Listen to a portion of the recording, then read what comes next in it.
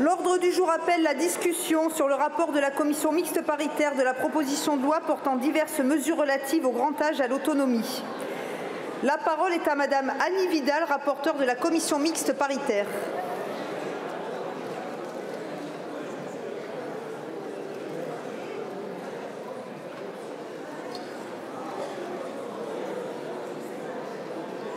Qui n'est pas là?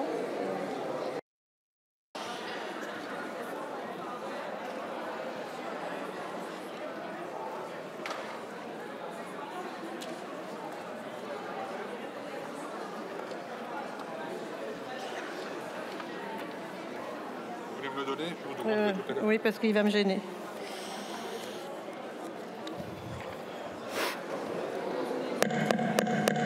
S'il vous plaît, mes chers collègues. Madame la Présidente, Madame la Ministre, Madame la Présidente de la Commission des Affaires sociales, Madame la rapporteure, chère Laurence, chers collègues. Enfin, nous pouvons vous présenter les conclusions de cette proposition de loi qui a connu un parcours législatif pour le moins sinueux. Aussi, je me réjouis qu'elle soit aujourd'hui soumise à votre vote, tant je suis convaincue de son bien-fondé et de sa nécessité. Depuis 2017, le champ de l'autonomie se structure progressivement, notamment avec la création en 2020 de la branche autonomie, souvent évoquée sur ces bancs mais toujours repoussée. Nous l'avons portée et elle atteindra 41 milliards d'euros cette année. Toutefois, de nombreux défis restent encore à relever pour améliorer la prise en charge des personnes âgées et en situation de vulnérabilité avec une approche globale et dans un parcours coordonné. Et cette proposition de loi a pour objectif de répondre à une partie de ces défis de façon pragmatique et sans plus attendre. J'entends pourtant, sur ces bancs, que certains envisagent de ne pas voter ce texte en l'absence de la loi grand âge tant attendue et que j'appelle, tout comme vous, de mes vœux. Cette initiative parlementaire collective propose un socle de mesures permettant d'améliorer rapidement et concrètement le quotidien des personnes âgées, de leurs proches aidants et des professionnels qui les accompagnent, posant ainsi les fondements d'une société du bien vieillir et de l'autonomie pour aller plus loin, ensemble et avec l'engagement du gouvernement. Permettez-moi, chers collègues, d'évoquer maintenant les mesures les plus emblématiques de ce texte. En premier lieu, l'ensemble des dispositifs visant à lutter de manière plus ciblée et plus efficace contre toutes les formes de maltraitance, avec notamment la mise en place dans chaque département d'une cellule de recueil, de suivi et d'analyse des situations de maltraitance. Voici une réponse concrète que l'on ne peut qu'approuver. Nous consacrons également un droit de visite pour les résidents en EHPAD, les personnes hospitalisées et les personnes en fin de vie. Nous avons tous à l'esprit les situations dramatiques durant la période du Covid et nous empêchons que cela puisse se reproduire à nouveau. Nous protégeons davantage les personnes vulnérables par la transmission au directeur d'établissement des antécédents judiciaires avec mention des condamnations non définitives et des mises en examen, permettant ainsi de prendre des mesures d'éloignement. Nous délivrons une carte professionnelle aux intervenants du domicile pour reconnaître et valoriser leurs compétences, faciliter leur quotidien, mais aussi sécuriser et rassurer les personnes accompagnées à domicile. En outre, la CNSA pourra attribuer au département 100 millions d'euros par an pour soutenir les aides à la mobilité des intervenants à domicile, y compris le financement du permis de conduire. Nous proposons aussi l'expérimentation d'un financement des services à domicile par une dotation forfaitaire ou globale en remplacement de tout ou partie de la tarification horaire et, par ailleurs, nous facilitons la mise en œuvre des services autonomie à domicile par des mesures d'assouplissement et de rallongement de la durée de demande d'autorisation. C'était, là encore, une réclamation de longue date des professionnels. Par ailleurs, nous imposons un principe de transparence des évaluations de la qualité et la publication d'indicateurs pour restaurer la confiance dans nos établissements. Dans ce même objectif, nous renforçons les contrôles dans les EHPAD avec une application contraignante de la suite des recommandations établies et nous régulons les changements importants dans les modalités de prise de contrôle des ESMS. À tout cela s'ajoute les mesures que ma collègue Laurence Cristol ne manquera pas de vous présenter. Sincèrement, mes chers collègues, si vous votez contre cette proposition de loi, vous dites non à toutes ces avancées concrètes et immédiates. Vous dites non à ces mesures tant attendues et pourtant certains d'entre vous les réclament de longue date sur ces bancs et vous avez d'ailleurs voté cette proposition de loi il y a quelques mois. Voter cette loi, c'est soutenir et aider vos parents, vos grands-parents, vous ou votre conjoint, aujourd'hui ou demain. Pensez à celles et ceux qui vous ont élevés, aimés et aidés à grandir. Nous leur devons. Mes chers collègues, est-ce que la posture politique, même au nom d'une légitime pression, justifie de priver nos aînés, nos proches si chers et tout un secteur des mesures qu'ils attendent? Nos aînés, et je sais que vous me rejoignez sur ce point, méritent toute notre attention. Merci pour eux. Je vous remercie. La parole est à Madame Laurence Cristol, rapporteure de la commission mixte paritaire.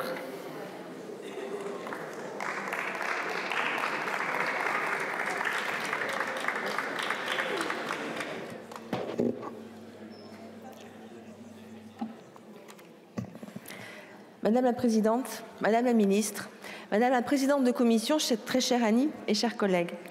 Réforme du domicile, réforme du financement des EHPAD, création d'une 5e branche associée à de nouveaux financements, plan de recrutement, Ségur et la Forcade, l'effort national pour nos personnes âgées n'aura jamais été aussi fort que ces dernières années. Et pourtant, les maux du secteur demeurent multiples et ne cesseront de s'aggraver avec la transition démographique que nous vivons. Ces maux sont anciens, fruits d'une politique construite de manière incrémentale par strates successives avec de nombreux silos et des besoins de financement grandissants. Malgré ces défis, nous avons aujourd'hui une proposition de loi qui répond à un grand nombre d'enjeux concrets, forte d'un parcours de 18 mois et des enrichissements des différents groupes de notre Assemblée, enrichissements que nous avons largement préservés en commission mixte paritaire. D'abord, en rétablissant la Conférence nationale de l'autonomie en format CNH à l'article 1.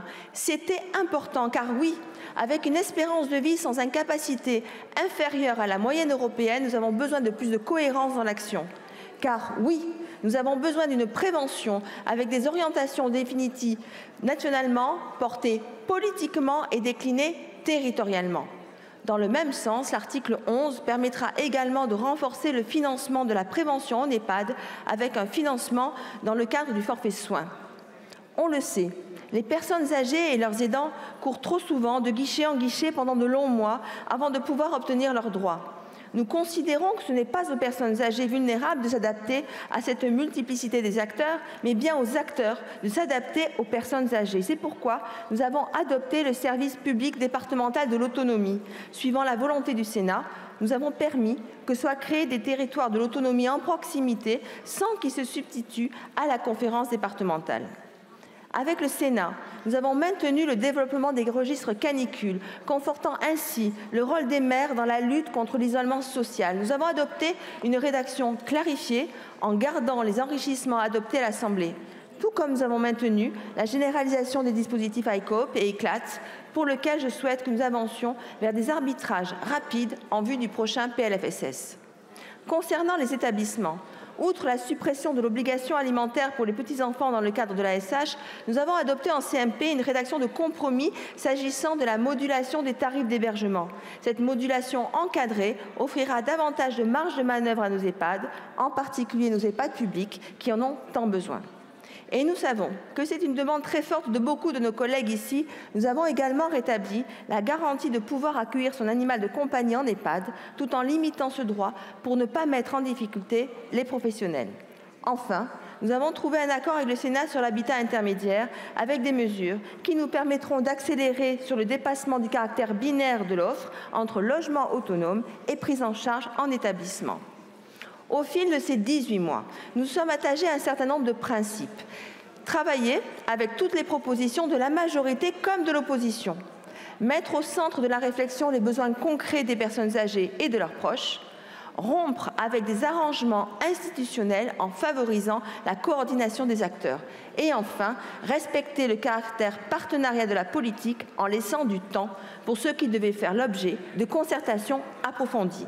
Concerter, c'est à mon sens l'urgente nécessité pour la construction de la loi de programmation pluriannuelle, pour laquelle j'avais donné un avis favorable et que nous avons adopté le principe à l'unanimité. Je regrette évidemment que certains minimisent la portée de cette PPL en laissant penser que clarifier le pilotage local et national, lutter bien plus efficacement contre les maltraitances ou améliorer le quotidien des aides à domicile relèverait de mesures cosmétiques. Ils minimisent sa portée, certainement de peur que souligner ces avancées viendrait à hypothéquer l'avenir d'une loi grand âge. Mais le réel nous oblige à voir que les nuages se multiplient sur le secteur et que nous avons besoin de nous projeter vers une vision partagée sur plusieurs années des besoins, des financements et des responsabilités. Mettre à plat les désaccords en concertant, ce sera déjà commencer à agir. Mais la technique est la secondaire. Il faut pouvoir créer un horizon mobilisateur pour l'ensemble des acteurs et garantir les droits pour les personnes âgées en perte d'autonomie aujourd'hui et dans le futur. Car à la fin des fins, et j'ai une pensée ici pour les résidents et les patients que j'accompagne depuis 30 ans, garantir les droits des usagers, c'est assurer la plus essentielle mais fondamentale dignité des personnes. Pour faire société, nous le devons aux personnes âgées en perte d'autonomie. Alors votons ce texte, traçons collectivement un chemin et montrons qu'il peut y avoir de l'union dans l'Assemblée pour les personnes âgées. Je vous remercie. Je vous remercie. La parole est à Madame Fadila Khattabi, ministre déléguée chargée des personnes âgées et des personnes handicapées.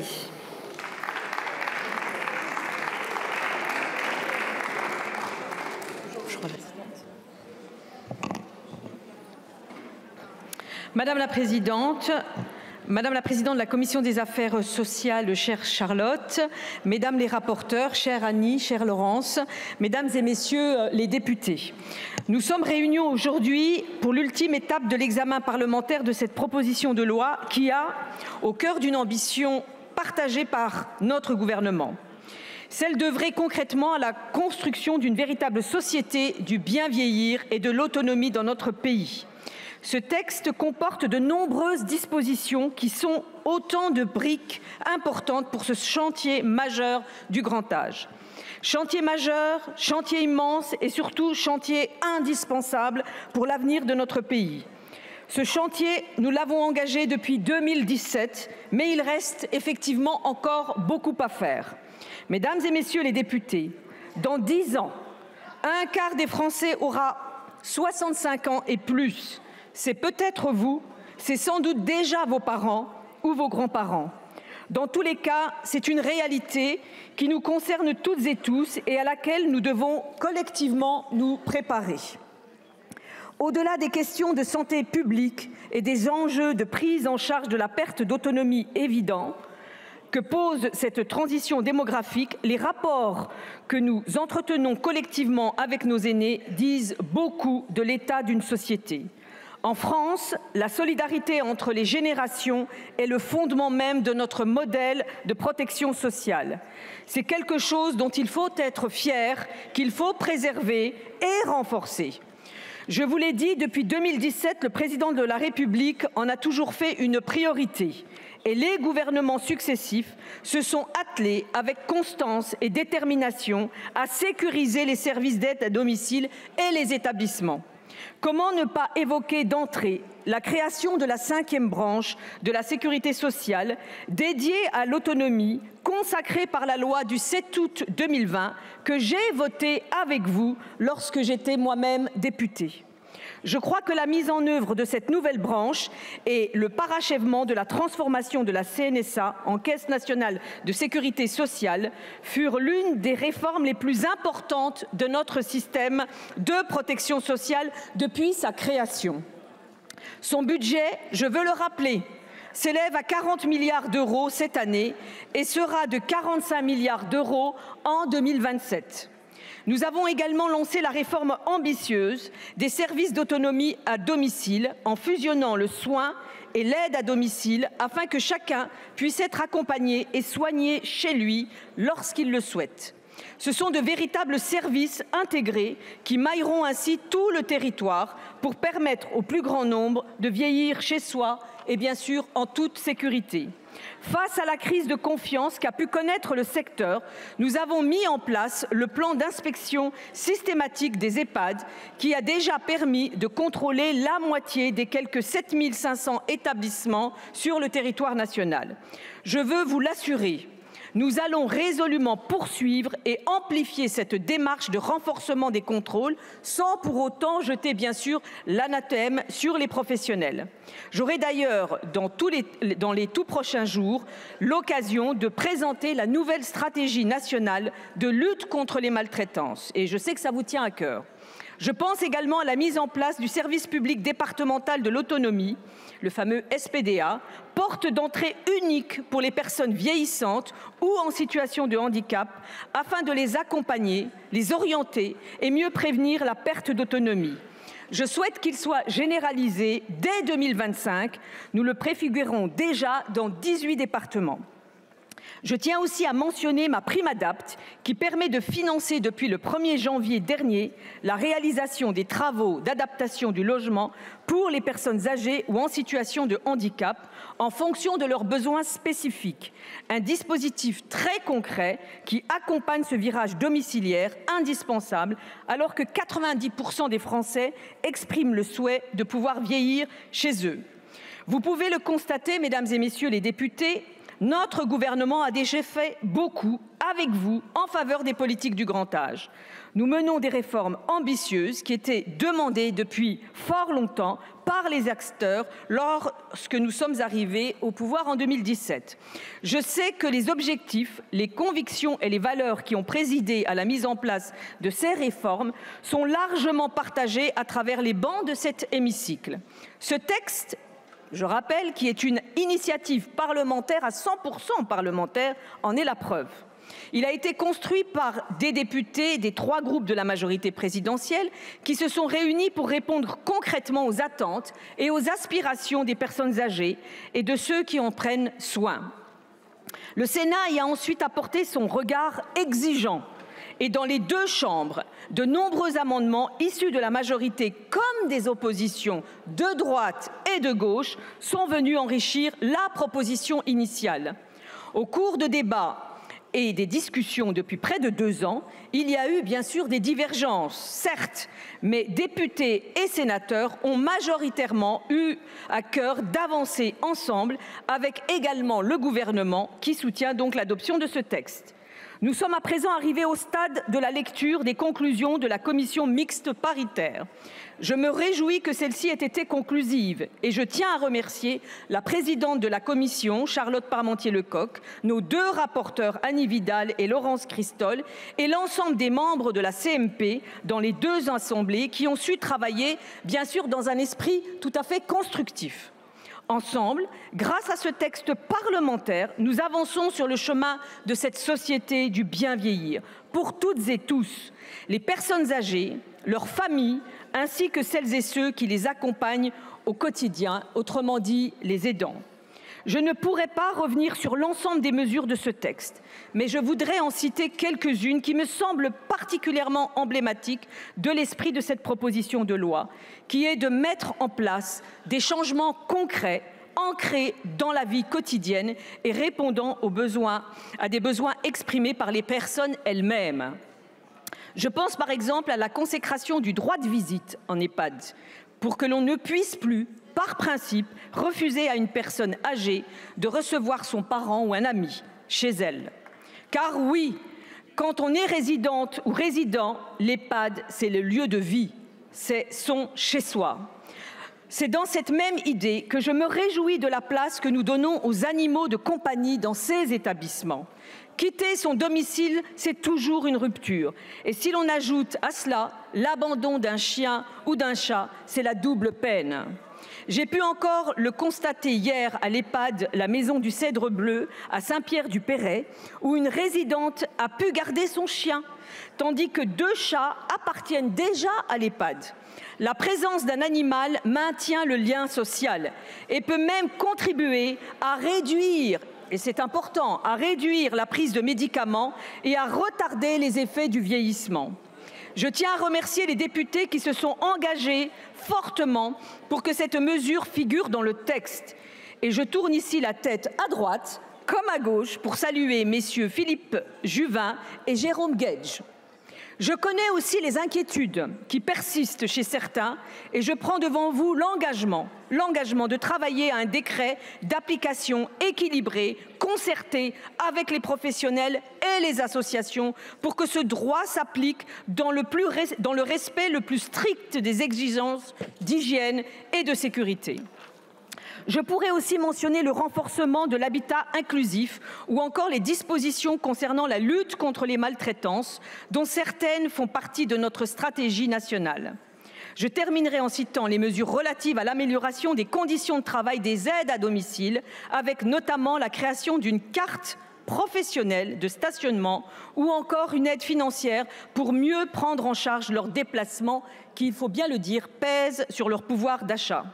Sur ce sujet, comme sur les autres, je suis consciente qu'il reste du travail, mais nous avançons, je vous assure, mesdames et messieurs les députés, dans le bon sens. Mesdames et messieurs, Victor Hugo, l'un des plus grands poètes, a un jour écrit qu'il y a on ne sait quelle aurore dans une vieillesse épanouie. Je trouve dans cette phrase un bel écho à notre ambition commune qui est celle du bien vieillir. Car oui, nous vivons plus longtemps et je crois résolument que cela doit être une chance pour tous. Les réformes ambitieuses que nous menons, les dispositions utiles, concrètes et réalistes que le Parlement propose dans ce texte nous permettent d'avancer en ce sens. Il nous restera encore, après l'adoption de ce texte, si vous le votez, à résoudre 3 priorités que je me permets de rappeler devant vous. La gouvernance, pour clarifier la répartition des compétences entre l'État et les collectivités territoriales, et notamment les départements. Le développement de l'habitat intermédiaire, pour permettre à tous ceux qui ne peuvent plus vivre seuls, mais qui gardent une certaine autonomie, d'avoir accès à un accompagnement personnalisé. Et enfin, le nerf de la guerre, le financement, pour décider collectivement qui paie quoi entre la sécurité sociale et l'État, entre les différentes générations et finalement entre les Français eux-mêmes. C'est un véritable choix de société auquel il nous faut répondre ensemble. Sur ces sujets, le gouvernement souhaite ouvrir le débat avec les premiers concernés. Je m'engage devant vous à ce que nous en débattions avec vous, avec tous les Français, et en tirer toutes les conséquences législatives qui s'imposent. Oui, monsieur Boris Vallaud, les conséquences législatives qui s'imposent. Ce n'est qu'avec l'engagement des collectivités territoriales, et notamment les départements, que nous pourrons mener à bien ces concertations et dégager les voies de réforme nécessaires. Vous l'aurez compris, mesdames et messieurs les députés, cette proposition de loi est une pierre de plus dans notre chantier du grand âge. Ce n'est pas la première, ce ne sera bien sûr pas non plus la dernière, mais c'est une pierre indispensable à la suite de la construction de notre modèle social pour une meilleure prise en charge de la dépendance. C'est pourquoi, chers députés, je vous invite toutes et tous à voter largement en faveur de cette proposition de loi. Je vous remercie. Je vous remercie, Madame la Ministre. J'ai reçu de Monsieur Boris Vallaud et des membres du groupe socialiste apparenté une motion de rejet préalable déposée en application de l'article 91 alinéa 5 du règlement. Sur le vote de cette motion de rejet préalable, je suis saisie par le groupe socialiste demande de scrutin public. Le scrutin est annoncé dans l'enceinte de l'Assemblée nationale. La parole est à Monsieur Jérôme Guedj.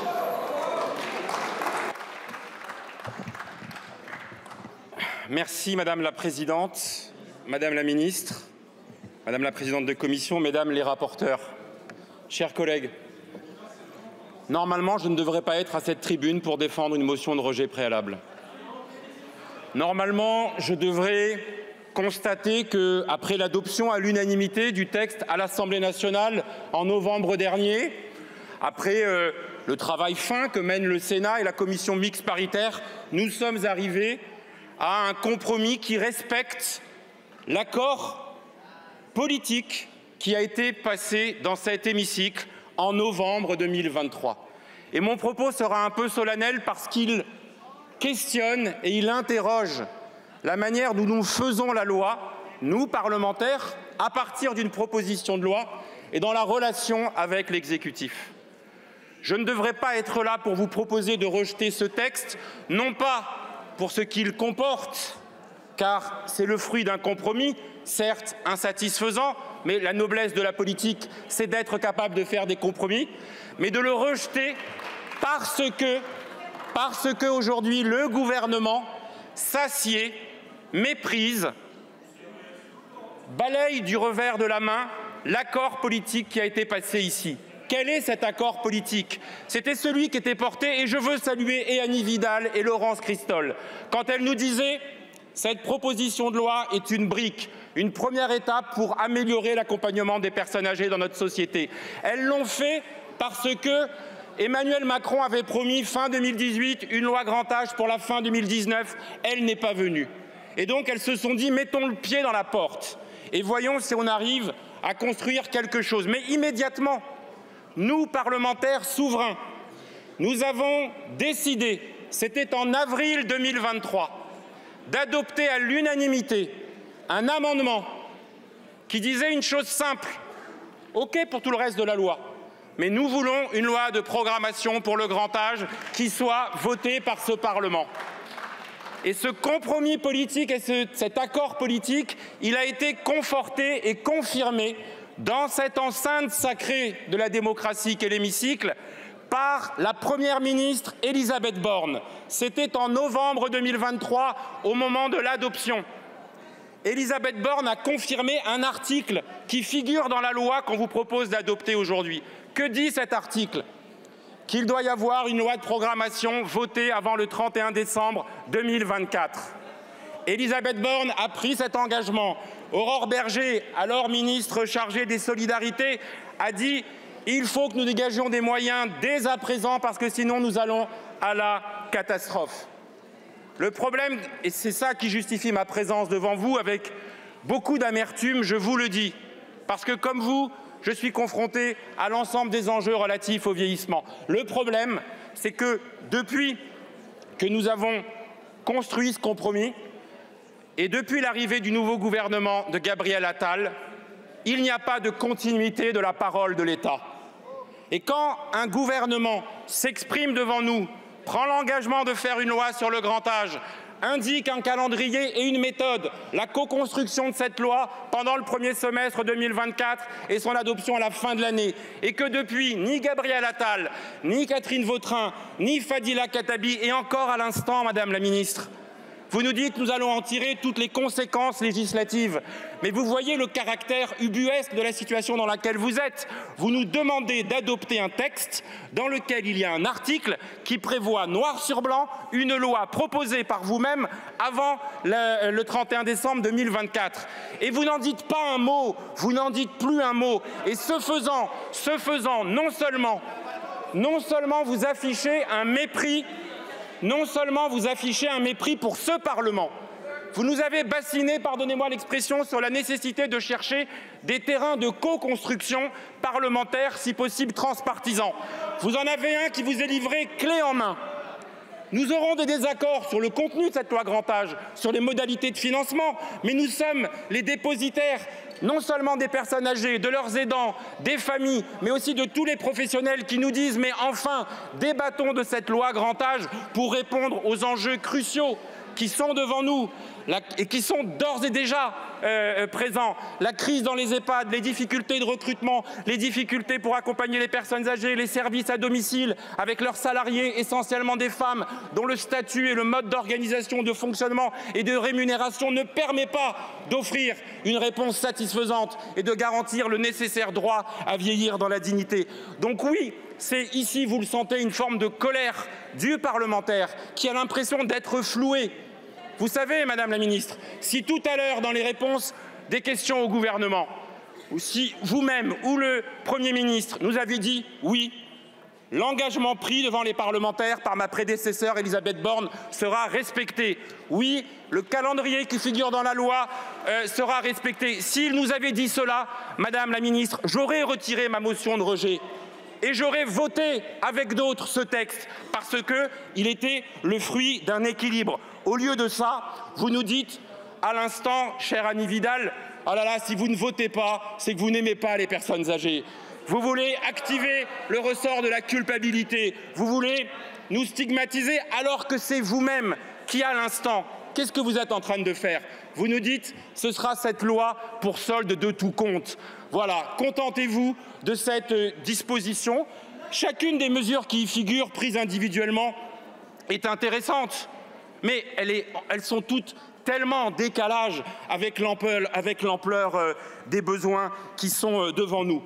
Il y a une demande large des parlementaires. Le Premier ministre, en début d'après-midi, a reçu un courrier signé par, je crois, 9 ou 10 présidents de groupes parlementaires à l'Assemblée nationale et au Sénat, d'Olivier Marleix à Boris Vallaud, de Patrick Kanner à Bruno Retailleau, du président Pancher, des présidents des groupes écologistes, des groupes communistes au Sénat ou insoumis. Vous avez aujourd'hui toute une série d'acteurs qui représentent les diversités du territoire de la nation qui vous disent il faut faire cette loi. Et même ça, eh bien, vous le méprisez, vous l'ignorez et vous n'en tenez pas compte.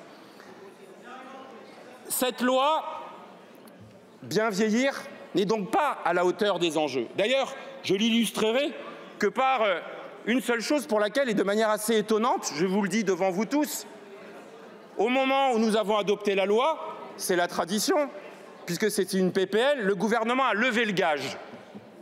Le gouvernement a levé le gage. Je mets au défi quiconque de nous dire combien cette proposition de loi, ni la ministre dans son intervention, ni les rapporteurs à l'instant, ne nous ont indiqué quel était l'engagement budgétaire de la nation à travers ces propositions dont on nous dit qu'elles sont absolument indispensables. Je me suis livré avec d'autres à un chiffrage forcément un peu plus approximatif qu'il ne pourrait être fait par les services de l'État. Nous en sommes à quelques centaines de millions d'euros, 250, 300, peut-être 400 millions d'euros. Dominique Libault, tous les professionnels du secteur et vous tous, vous savez, et Emmanuel Macron dans son discours à Montpellier pour annoncer la loi grand âge en juin 2018, lui-même avait dit il nous faut aller chercher 9 à 10 milliards à l'horizon 2030. Donc vous voyez bien le décalage qui existe entre le contenu de votre loi et l'ampleur des besoins et ce qui justifie encore plus la nécessité d'avoir cette loi de programmation sur le grand âge. Alors bien sûr, vous allez nous dire chacune des mesures est sympathique. Madame la ministre, à la tribune à l'instant, vous avez passé plus de temps à nous parler de l'amendement relatif au droit de visite, de l'amendement relatif à la présence des animaux domestiques dans les EHPAD. Vous en avez beaucoup parlé. C'est normal, vous communiquez beaucoup dessus. Comme si faire venir des chiens et des chats dans les EHPAD allait régler le principal problème des EHPAD. Ce n'est pas de chiens et de chats dont on a besoin dans les EHPAD, c'est d'infirmières et d'aides-soignantes, bon sang.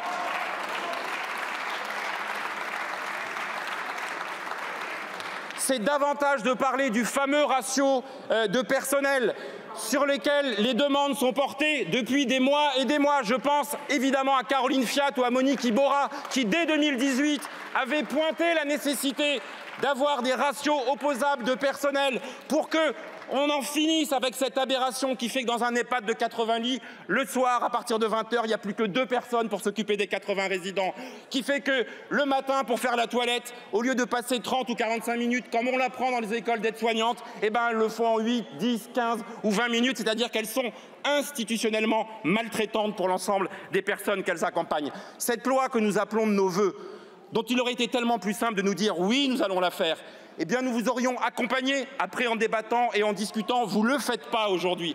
C'est non seulement une faute politique, c'est non seulement un mépris pour le Parlement. Et ce que je vous propose à l'instant, c'est de rejeter ce texte, de reprendre l'ensemble des articles qui sont là, sur lesquels nous sommes d'accord, et de les remettre tels quels dans la future loi grand âge. C'est comme ça qu'on sera utile pour les Français. Je vous remercie.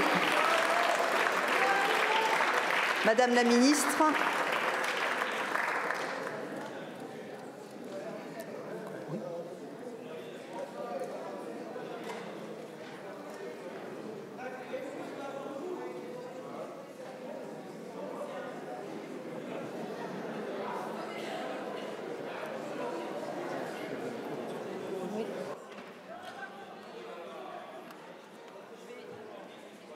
Je vais répondre à monsieur le député. Merci madame la présidente.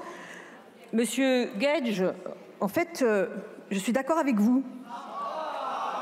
Vous n'auriez pas dû présenter cette motion justement de rejet. Vous n'auriez pas dû, parce que ça manque de cohérence de votre part, dans la mesure où la proposition de loi, qui je le rappelle, est une initiative parlementaire. Et moi, j'ai du respect pour le travail parlementaire qui est mené ici depuis 2 ans. Depuis 2 ans. Vous l'avez voté. Alors je ne comprends pas justement ce revirement. C'est vous qui n'êtes pas logique. C'est vous qui n'êtes pas logique. Je l'ai dit, c'est une initiative parlementaire qui permet effectivement de mettre certaines mesures sur la table et qui permettent d'avancer sur des mesures extrêmement importantes. Alors vous avez parlé uniquement des chiens et des chats. Je n'ai pas parlé uniquement des chiens et des chats. Les rapporteurs ont rappelé toutes les belles mesures qui sont dans cette proposition de loi, qui permettent effectivement de belles avancées. Et vous qui nous parlez des aides à domicile, sans arrêt. Justement, moi je respecte le travail des aides à domicile et justement leur pouvoir d'achat est souvent impacté par les trajets. Or, dans cette proposition de loi, c'est pour ça en plus ça permet effectivement de remettre des moyens, nous allons les accompagner pour effectivement sur leurs kilomètres, pour les accompagner sur leur trajet. Et donc, monsieur le député, là aussi c'est une mesure de bon sens et c'est le pouvoir d'achat que nous assurons pour les aides à domicile. Alors je vous en prie, donc pas de mépris de ma part, juste du bon sens. Et donc, bien sûr, je vous invite, chers députés, l'amendement, vous me parlez de l'amendement, il est resté dans cette proposition de loi. Et je vous ai dit que c'est une première strate et je me suis exprimée ici même cet après-midi pour vous dire que nous allons poursuivre le travail ensemble, avec vous, avec les Français. Je l'ai dit et qu'il y aura des mesures législatives et que nous pouvons préparer via le prochain PLFSS et le PLF. Donc voilà, je vous invite à rejeter cette motion de rejet dans la mesure où elle ne répond pas aux attentes des personnes âgées et des personnes en situation de handicap. Donc je vous demande à rejeter encore une fois cette motion de rejet. Et là, monsieur le député Guedj, vraiment manque de cohérence. Je vous remercie. Nous allons donc poursuivre avec les explications de vote. Donc il y en a encore pour plusieurs minutes, bien évidemment, avant de passer au scrutin. Je rappelle le principe, 2 minutes par orateur, un orateur par groupe. La parole est à madame Caroline Fiat pour le groupe La France Insoumise. Merci madame la présidente. Pourquoi nous allons soutenir cette motion de rejet? Parce que non, le pays n'a pas besoin d'une proposition de loi de mesures relatives au grand âge. Le pays a besoin d'un projet de loi grand âge, autonomie, et ça fait des années que nous nous le disons. Et pour les collègues qui ne seraient pas convaincus et qui s'apprêtent à appuyer sur le bouton contre cette motion de rejet, s'enorgueillir sur les animaux de compagnie qui pourraient rentrer dans les EHPAD.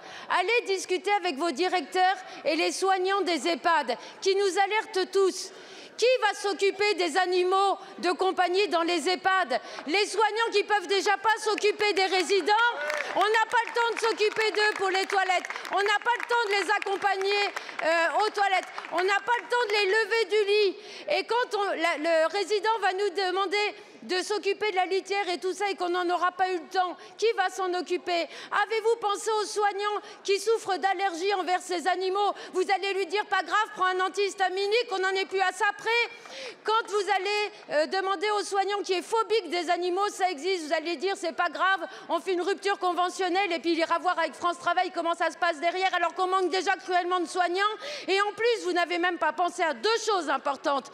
Quand l'animal de compagnie mordra le soignant, qui est responsable? Qui est responsable de cet accident? Ça, on ne sait pas, mais ce n'est pas prévu dans cette proposition de loi. Et juste pour terminer, quand notre résident décédera, parce que ça, vous ne savez peut-être pas, mais nos résidents décèdent dans les EHPAD. Que ferons-nous de l'animal de compagnie? C'est pour ça que vous allez voter cette motion de rejet.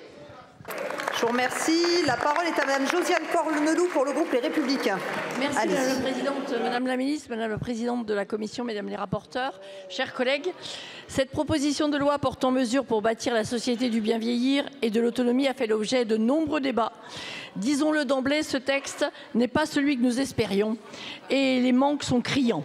Alors que les enjeux sont considérables, nous savons que les personnes âgées de 85 ans et plus passeront de 2 millions aujourd'hui à près de 5 millions en 2050, dont 2,9 millions seront des personnes âgées dépendantes. Parmi eux, 85% des Français souhaitent rester à domicile. Déjà aujourd'hui, certaines personnes ne peuvent plus être maintenues chez elles, faute de personnel. Nos EHPAD sont en grande difficulté. Nous devons impérativement prendre des mesures en faveur de l'attractivité des métiers des services à la personne, auxiliaires de vie, aides-soignantes. Mais aussi mieux les rémunérer, mieux les former et mieux les reconnaître. Il faut un changement profond des méthodes d'accompagnement de nos aînés afin d'une part de respecter leurs choix, mais aussi de leur garantir une prise en charge respectueuse et de qualité. Rien de tel dans cette proposition de loi. Pas de moyens supplémentaires pour les EHPAD, pour le domicile, pas de choc d'attractivité pour les personnels. Toutefois, un travail intense a été réalisé sur ce texte. Députés et sénateurs sont parvenus à un accord sur un texte commun lors de la CMP le 12 mars dernier. Si cette PPL ne peut se substituer à une véritable stratégie d'ensemble pour le grand âge, la principale mesure du texte se matérialise ainsi à l'article 2 bis B, qui a été voté à la fois par l'Assemblée et par le Sénat de façon conforme, promesse d'une loi de programmation grand âge, pluriannuelle, et de son financement, que nous appelons tous de nos vœux, parce qu'elle est indispensable pour nous préparer aux défis auxquels notre société va être confrontée dans les années à venir. Pour cette raison, nous voterons contre cette motion de rejet. Je vous remercie. La parole est à Madame Anne Bergant pour le groupe démocrate. Merci Madame la Présidente, Madame la Ministre, Mesdames les rapporteurs, chers collègues. Quel parcours que celui de cette loi. Engagée il y a presque un an, qui a connu des interruptions, des enrichissements et des débats, beaucoup de débats. Pour une raison simple qui tient à son sujet de fond, l'adaptation de la société au vieillissement de la population. Sujet majeur aujourd'hui, déterminant demain. Sur ce point, les besoins sont tels qu'il ne faut pas atermoyer. Une avancée reste une avancée. Et cette loi, chers collègues, n'a jamais prétendu être la loi grand âge. Elle n'a jamais été annoncée comme telle. Ce texte est une première étape visant à développer une politique de prévention ambitieuse, à davantage valoriser les professionnels ou à développer l'habitat inclusif. Chaque groupe, ici, sur les bancs de cet hémicycle, a contribué à l'enrichir. Chaque député a sans doute vu l'aspect concret qu'il pourrait prendre dans des établissements d'accueil ou au domicile des seniors de sa circonscription. C'est mon cas, notamment avec la réglementation incendie pour les habitats inclusifs, enjeu majeur pour ce secteur. Pour mon collègue Pascal Lecamp, c'est l'instauration de quotas d'accueil de nuit dans les EHPAD. Et pour mon collègue Isaac Sibyl, ce sont les enjeux de prévention. Monsieur Gage, que dirons-nous à ces établissements et à ces professionnels si votre motion de rejet est adoptée? Qu'il s'agissait d'avancées concrètes, de réponses à des demandes, mais qu'ils devront s'en passer ou attendre? Ce n'est pas raisonnable. Et connaissant votre intérêt pour ces questions, je pense que vous le savez. Victor Castanet, ce matin, a lui-même rappelé sur France Inter que l'absence de vote serait une catastrophe pour le secteur. Nous devons voter ce texte et continuer de travailler pour répondre encore aux questions cruciales qui se posent notamment en matière de financement. Le groupe démocrate votera contre cette motion. Je vous remercie. La parole est à Madame Christine Pires-Beaune pour le groupe socialiste. Oui, merci Madame la Présidente. Les Français font de moins en moins confiance aux hommes politiques et nous lamentons tous de la montée inexorable de l'abstention. Peut-on leur en vouloir quand, année après année, les promesses, y compris au plus haut sommet de l'État, ne sont pas tenues? Et c'est particulièrement vrai dans un domaine qui devrait pourtant faire l'objet de toute notre attention. Je veux parler bien sûr de la prise en charge des personnes âgées en perte d'autonomie. Est-ce que la loi Bien vieillir va répondre aux difficultés des EHPAD qui, à 85%, sont déficitaires? Non. Est-ce que la loi Bien vieillir va répondre aux difficultés des départements qui voient les dépenses d'aide sociale pour les personnes âgées augmenter sans ressources supplémentaires? Non. Est-ce que la loi Bien vieillir va répondre aux 76% de personnes en EHPAD qui n'ont pas de revenus mensuels suffisants pour payer leur maison de retraite? Non. Est-ce que cette loi va répondre aux problèmes de recrutement des services à domicile? Non. Est-ce qu'elle va répondre au manque d'attractivité des métiers? Non. Bref, vous l'aurez compris, cette loi est une brique, c'est une bonne brique, mais ce n'est qu'une brique d'une maison qui nous reste à construire. Et cette motion de rejet, ce n'est pas une posture politique, Madame la Ministre, ce n'est pas une posture politique, c'est simplement une demande que l'engagement du Président de la République et de la Première ministre Elisabeth Borne soit tenu. Cette motion de rejet, c'est un appel à tenir les engagements de votre gouvernement. Refusons cette motion de rejet et mettons-nous au travail dès ce soir. Je vous remercie. La parole est à Monsieur François Gernigon pour le groupe Horizon.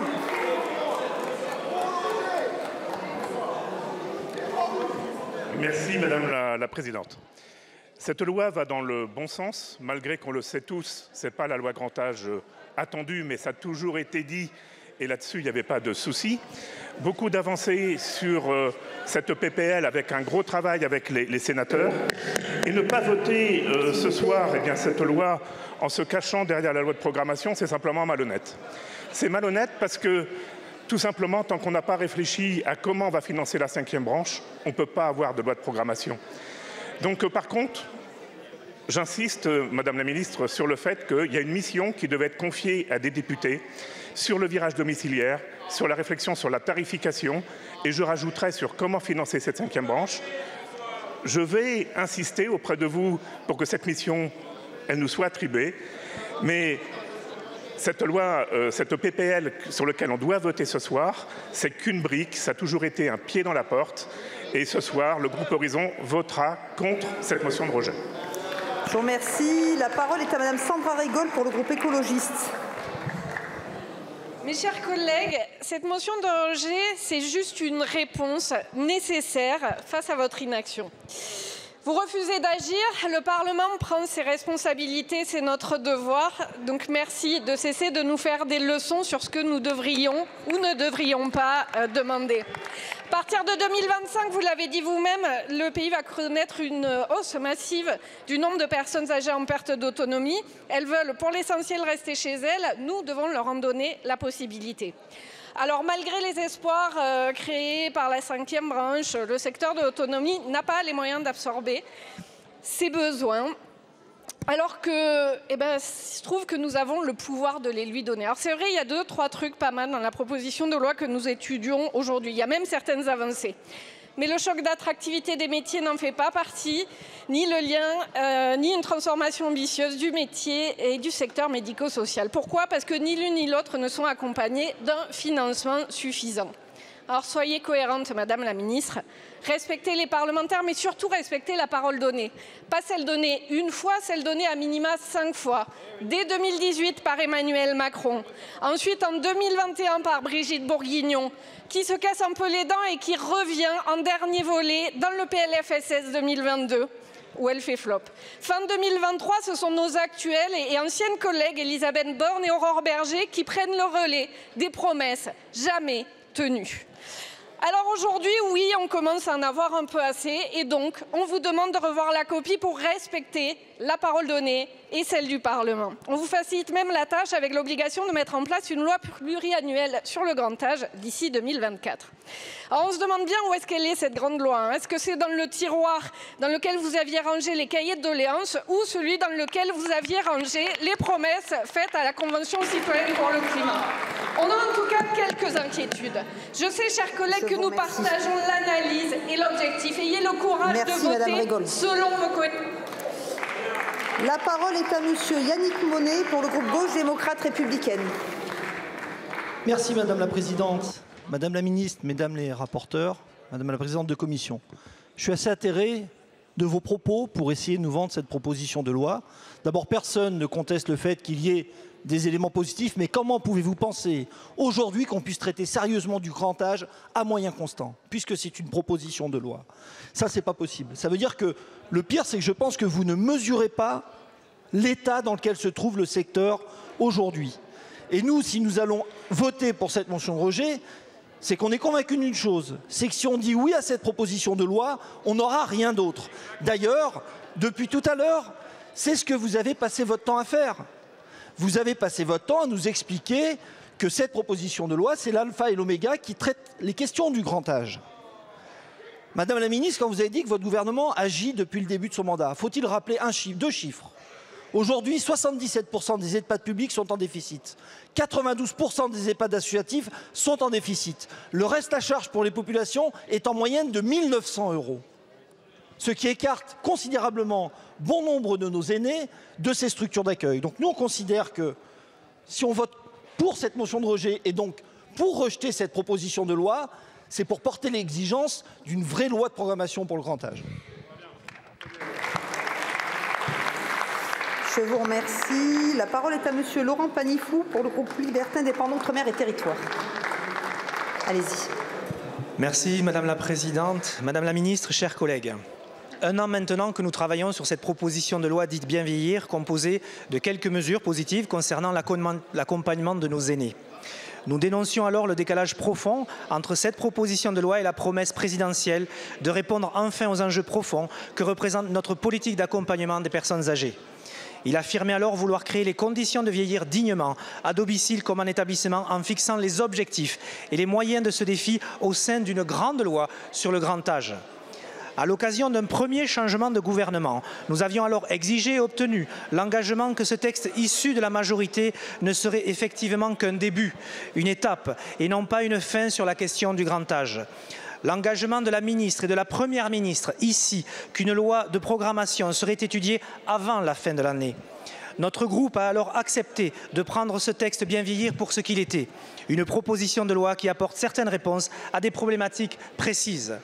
Mais voilà qu'aujourd'hui, après un nouveau changement de gouvernement, cet engagement pris il y a quelques semaines par une ministre encore membre du gouvernement et une première ministre qui siège dans cet hémicycle semble ne pas être tenu par son successeur et donc par le président de la République lui-même. Nous sommes nombreux à exprimer non seulement de la déception, de l'incompréhension, mais aussi de la colère face à ce retournement. La parole donnée, surtout quand elle émane du plus haut sommet de l'État, doit être respectée. L'excuse d'un rejet par le Conseil de l'État de l'article 2 bis n'est pas un argument acceptable. Seule la volonté d'agir du président et du gouvernement est ici en question, la volonté d'apporter ou non des solutions. La parole donnée n'étant pas honorée, cette proposition de loi, même porteuse de quelques mesures positives, est donc aujourd'hui visée de sa promesse essentielle. Notre groupe votera majoritairement pour cette motion de rejet afin qu'un projet de loi ambitieux nous soit présenté. Je vous remercie. Je vous remercie. La parole est à Madame Chantal Boulou pour le groupe Renaissance. Bravo. Merci Madame la Présidente. Collègues socialistes, le dépôt de cette motion de rejet préalable est parfaitement incompréhensible. Dans un communiqué de presse publié hier sur les réseaux sociaux, vous exprimiez ouvertement, tout en reconnaissant la nécessité des mesures contenues dans la proposition de loi, votre volonté de vous y opposer. Dans une tentative désespérée de masquer cette contradiction, vous tentez de vous défausser sur le gouvernement, alors même que ce texte résulte d'une initiative parlementaire largement votée par notre Assemblée en première lecture, y compris par votre groupe. Collègues socialistes, personne ici, ni en dehors de cet hémicycle, n'est dupe de cette basse manœuvre.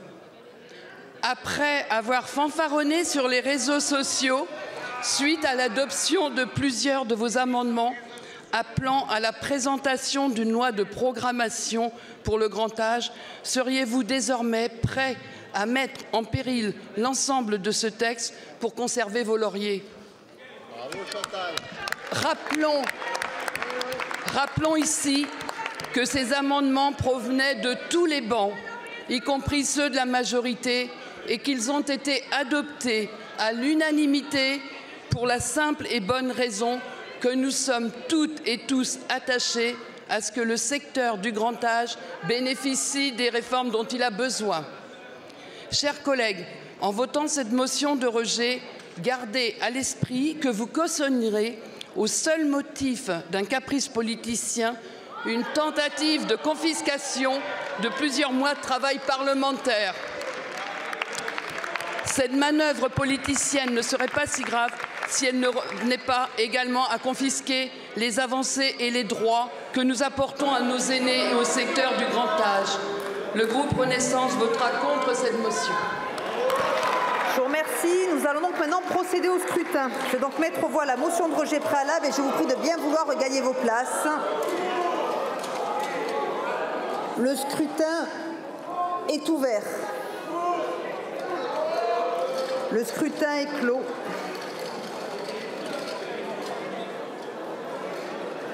Voici le résultat du scrutin. Votant 295, exprimé 288, majorité 145 pour 104, contre 184. L'Assemblée nationale n'a pas adopté.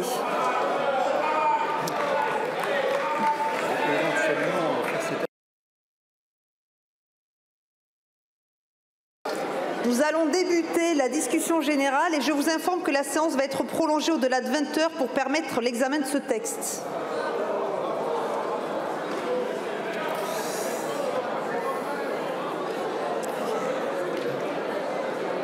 Nous poursuivons.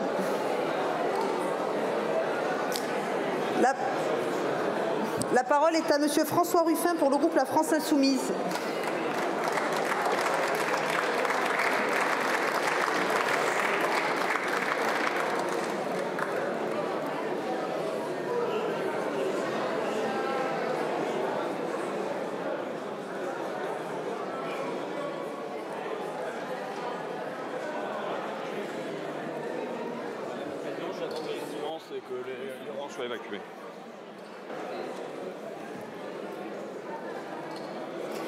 Pour nous permettre de continuer, je vous remercie que ceux qui veulent quitter l'hémicycle le fassent assez rapidement, s'il vous plaît.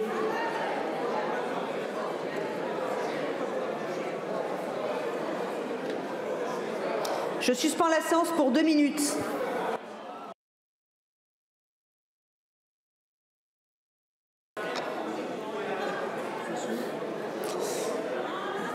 Donc nous poursuivons par rapport à la discussion générale. Nous lèverons la séance à 20 h. Nous continuons. Monsieur Ruffin, vous êtes là. Pour le groupe La France Insoumise.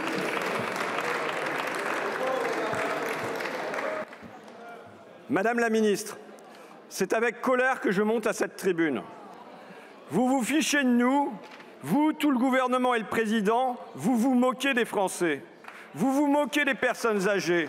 Vous vous moquez de leurs familles, vous vous moquez des aides à domicile, vous vous moquez des soignantes en EHPAD, des aidants. Depuis 7 ans maintenant, vous vous moquez du pays tout entier. Quel est l'enjeu? C'est d'un défi démographique gigantesque. Notre pays vieillit. C'est inédit dans notre histoire. Le nombre de plus de 60 ans dépasse d'ores et déjà les moins de 20 ans. Et ça n'est qu'un début. D'ici une décennie, les plus de 75 ans vont passer de 4 à 6 millions, plus 50%. Ce choc en cours, comment l'affrontons-nous? Par du bidouillage, par votre bricolage. Et c'est le grand craquage. Le grand craquage des aidants d'abord, des familles toujours en première ligne, du lundi au dimanche, jusqu'à l'épuisement, jusqu'à la dépression et souvent jusqu'à la mort. Un aidant sur 3 meurt avant son aidé. Quel projet portez-vous pour ces aidants? Aucun. Côté auxiliaire de vie, c'est le grand craquage aussi. Elles sont guère mieux loties. Avec leur corps usé, leur esprit fatigué, les accidents du travail bondissent. C'est désormais pire dans ces métiers que dans le bâtiment. D'où des démissions en série et dans tous les départements, c'est la pénurie. Que faites-vous devant ce malaise? Rien, presque rien, des mesures dérisoires comparées aux défis. C'est le grand craquage enfin dans les EHPAD, avec un découragement géant, un turnover record. Bref, la coque craque de partout. C'est déjà un quasi-naufrage. Et pourtant, je le redis, nous n'avons pas encore affronté le raz-de-marée. Il nous faudrait réparer d'urgence, mais il nous faudrait inventer également. Car nous ne pourrons pas, non, nous ne pourrons pas mettre une aide à domicile salariée payée derrière chaque personne âgée. Nous ne construirons pas des EHPAD à chaque coin de rue. Il nous faudrait imaginer fonder une société du lien plutôt que des biens, donner un rôle aux voisins, nouer un pacte entre les générations avec des béguinages, des colocations, des lieux de partage. Bref, il nous faudrait une grande loi sur le grand âge. Or, qu'avez-vous fait depuis 7 ans maintenant? Qu'avez-vous fait pour affronter ce défi? Rien, rien, rien. Si, vous avez promis. Aurore Bergé était à votre place sur ce banc cet automne et la ministre d'alors le jurait main sur le cœur. Je m'engage à ce que la loi grand âge voie le jour. Et elle ajoutait, ce sera pour avant l'été. Mais sur nos bancs, nous demeurions sceptiques. On nous l'avait tant promise, cette loi grand âge. On l'a tant remise. Emmanuel Macron lui-même s'y était engagé, après lui Agnès Buzyn, Olivier Véran, Brigitte Bourguignon, Jean-Christophe Combe.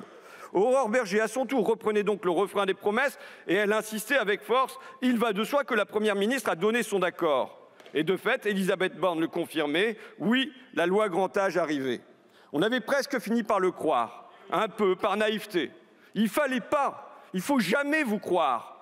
Car aujourd'hui, lorsqu'on vous interroge, lorsqu'on vous interpelle, quand on vous demande quand cette loi grand âge verra-t-elle le jour, comme réponse, nous n'avons que le silence. Un silence gêné, silence dans le discours de Gabriel Attal, silence dans les grandes déclarations du président Macron. Vos silences sont des aveux, vous avez renoncé. Vous trahissez 7 années de promesses. Dans une démocratie pour de vrai, Madame Buzyn devrait s'expliquer. Dans une démocratie pour de vrai, Madame Berger devrait s'expliquer. Monsieur Véran devrait s'expliquer. Madame Borne devrait s'expliquer. Et par-dessus tout, Monsieur Macron devrait s'expliquer. Mais non, on promet, on oublie et on invite à l'amnésie. Vos mots ne valent plus rien.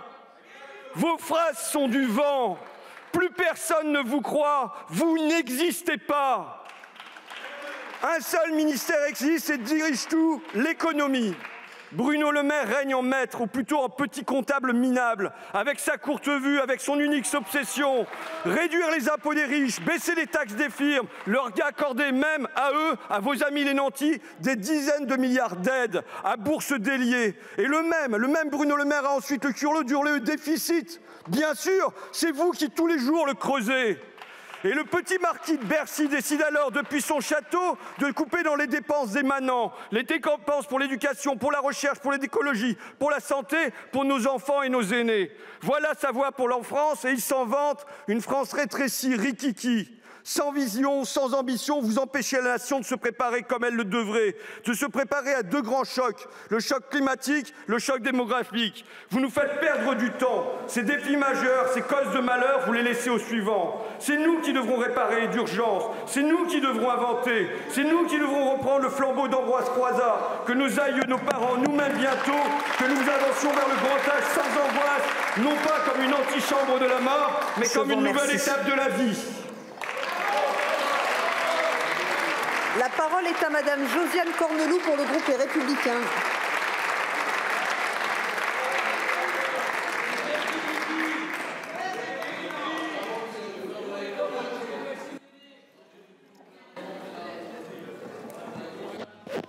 Merci.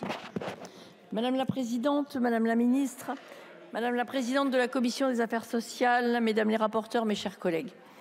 Au terme d'un long et tortueux parcours législatif, où pas moins de 4 ministres se sont succédés, nous examinons aujourd'hui les conclusions de la commission mixte paritaire sur la proposition de loi portant mesures pour bâtir la société du bien vieillir et de l'autonomie. Disons-le d'emblée, ce texte n'est pas celui que nous espérions et les manques sont criants. Pas de moyens supplémentaires pour les EHPAD, pour le domicile, pas de choc d'attractivité pour les personnels, auxiliaires de vie, aides-soignantes, pas de vision pluriannuelle. Promise par le candidat Emmanuel Macron en 2017, annoncée avant l'automne 2019, la loi pour le grand âge et l'autonomie était présentée comme une véritable stratégie d'ensemble, de programmation pluriannuelle et dotée de financements pérennes. 7 ans plus tard, malgré la publication de multiples rapports, le rapport Libault, le rapport Vachey, le rapport El Khomri, qui devaient préfigurer cette grande loi, celle-ci n'a toujours pas été mise à l'agenda.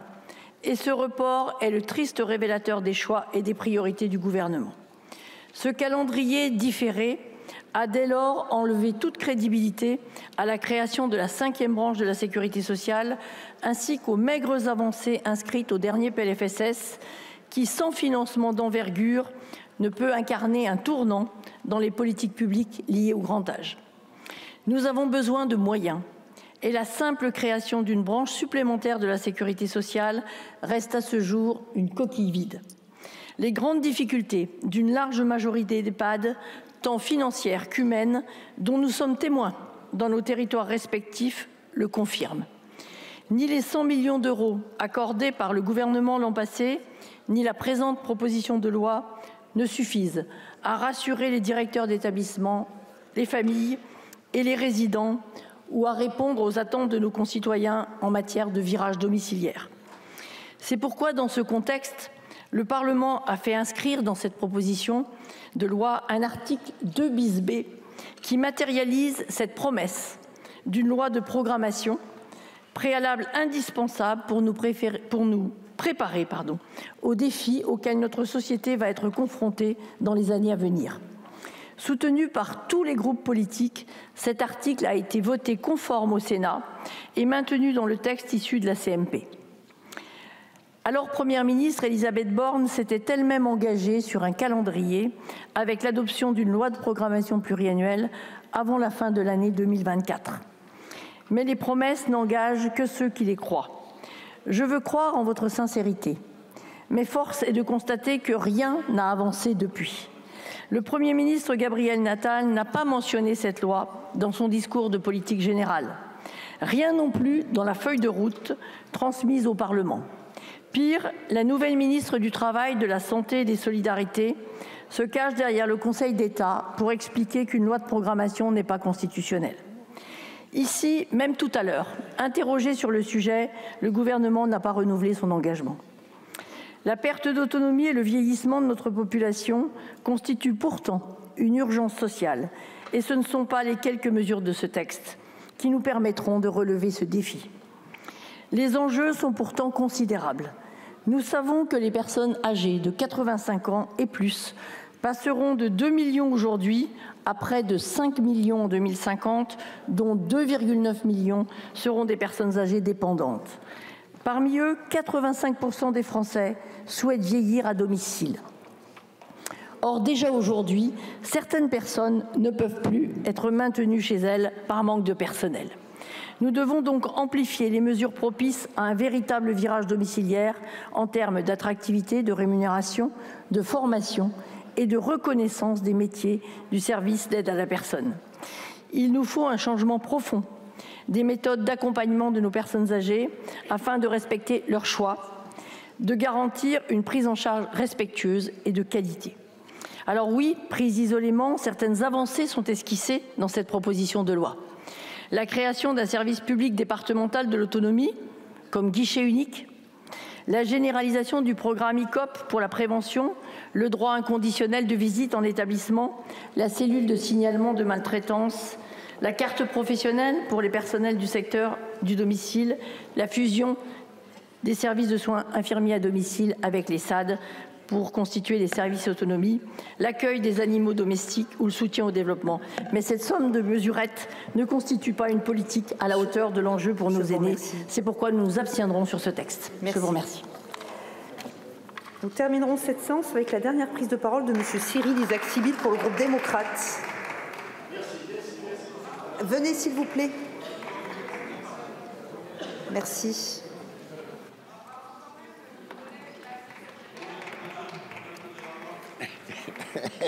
Merci. Madame la Présidente, Madame la Ministre, Madame la Présidente de la Commission, Mesdames les rapporteurs, chers collègues, il nous a fallu 1 an et demi de travail pour voter ce texte et enfin parvenir à un accord équilibré avec le Sénat afin de bâtir la société du bien vieillir et de l'autonomie. Je me réjouis de ce consensus et souhaite remercier chaleureusement notre collègue Astrid Padassian qui avait cette initiative parlementaire. Et je rappelle pour nos collègues que c'est une PPL, donc c'est une loi d'origine parlementaire. Ce n'est pas la grande loi et personne n'attend la grande loi. On n'examine pas la grande loi ce soir, on examine une proposition de loi d'origine parlementaire et il faut organiser le travail parlementaire. Par ce texte, nous avons fait le choix de redéfinir notre rapport à la vieillesse, à l'accompagnement de nos aînés. Vieillir, c'est vivre plus longtemps et on a une chance incroyable. En quelques décennies, nous avons gagné 15 années d'espérance de vie. Mais surtout, ce qu'il faut, c'est qu'on les passe en bonne santé, en conservant son autonomie et chez soi, c'est possible.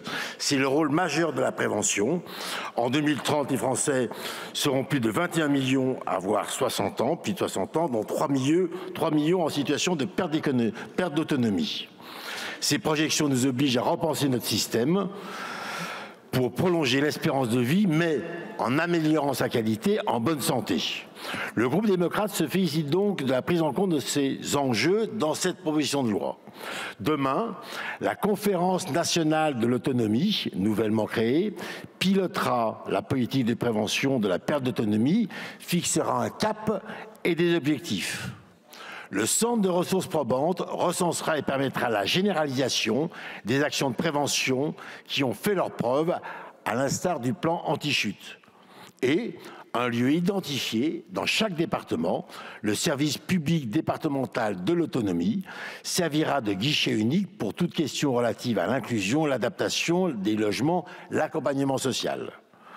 Bien vieillir, c'est également garantir à chacun le maintien de ses droits, de sa citoyenneté. Nos aînés ne doivent pas se retrouver marginalisés. Il est impératif de garantir à chacun l'accès à des services de qualité, respectueux des besoins et des souhaits, de promouvoir une culture de l'inclusion où chacun, quel que soit son âge ou son degré de dépendance, soit valorisé et entendu. Nous avons souhaité, dans ce texte, réaffirmer les droits fondamentaux des personnes âgées et remettre l'humain au cœur de nos politiques publiques. Comme par exemple, et ce n'est pas anecdotique, cette mesure pour les résidents en EHPAD de pouvoir venir accompagner de leurs animaux de compagnie. Monsieur Guedj, ne vous moquez pas de cette mesure. À condition que le règlement de l'établissement les accueille et le permette, cette mesure donne la possibilité aux personnes âgées de maintenir le lien avec leur animal, lien indispensable dans bien des cas à leur maintien en bonne santé.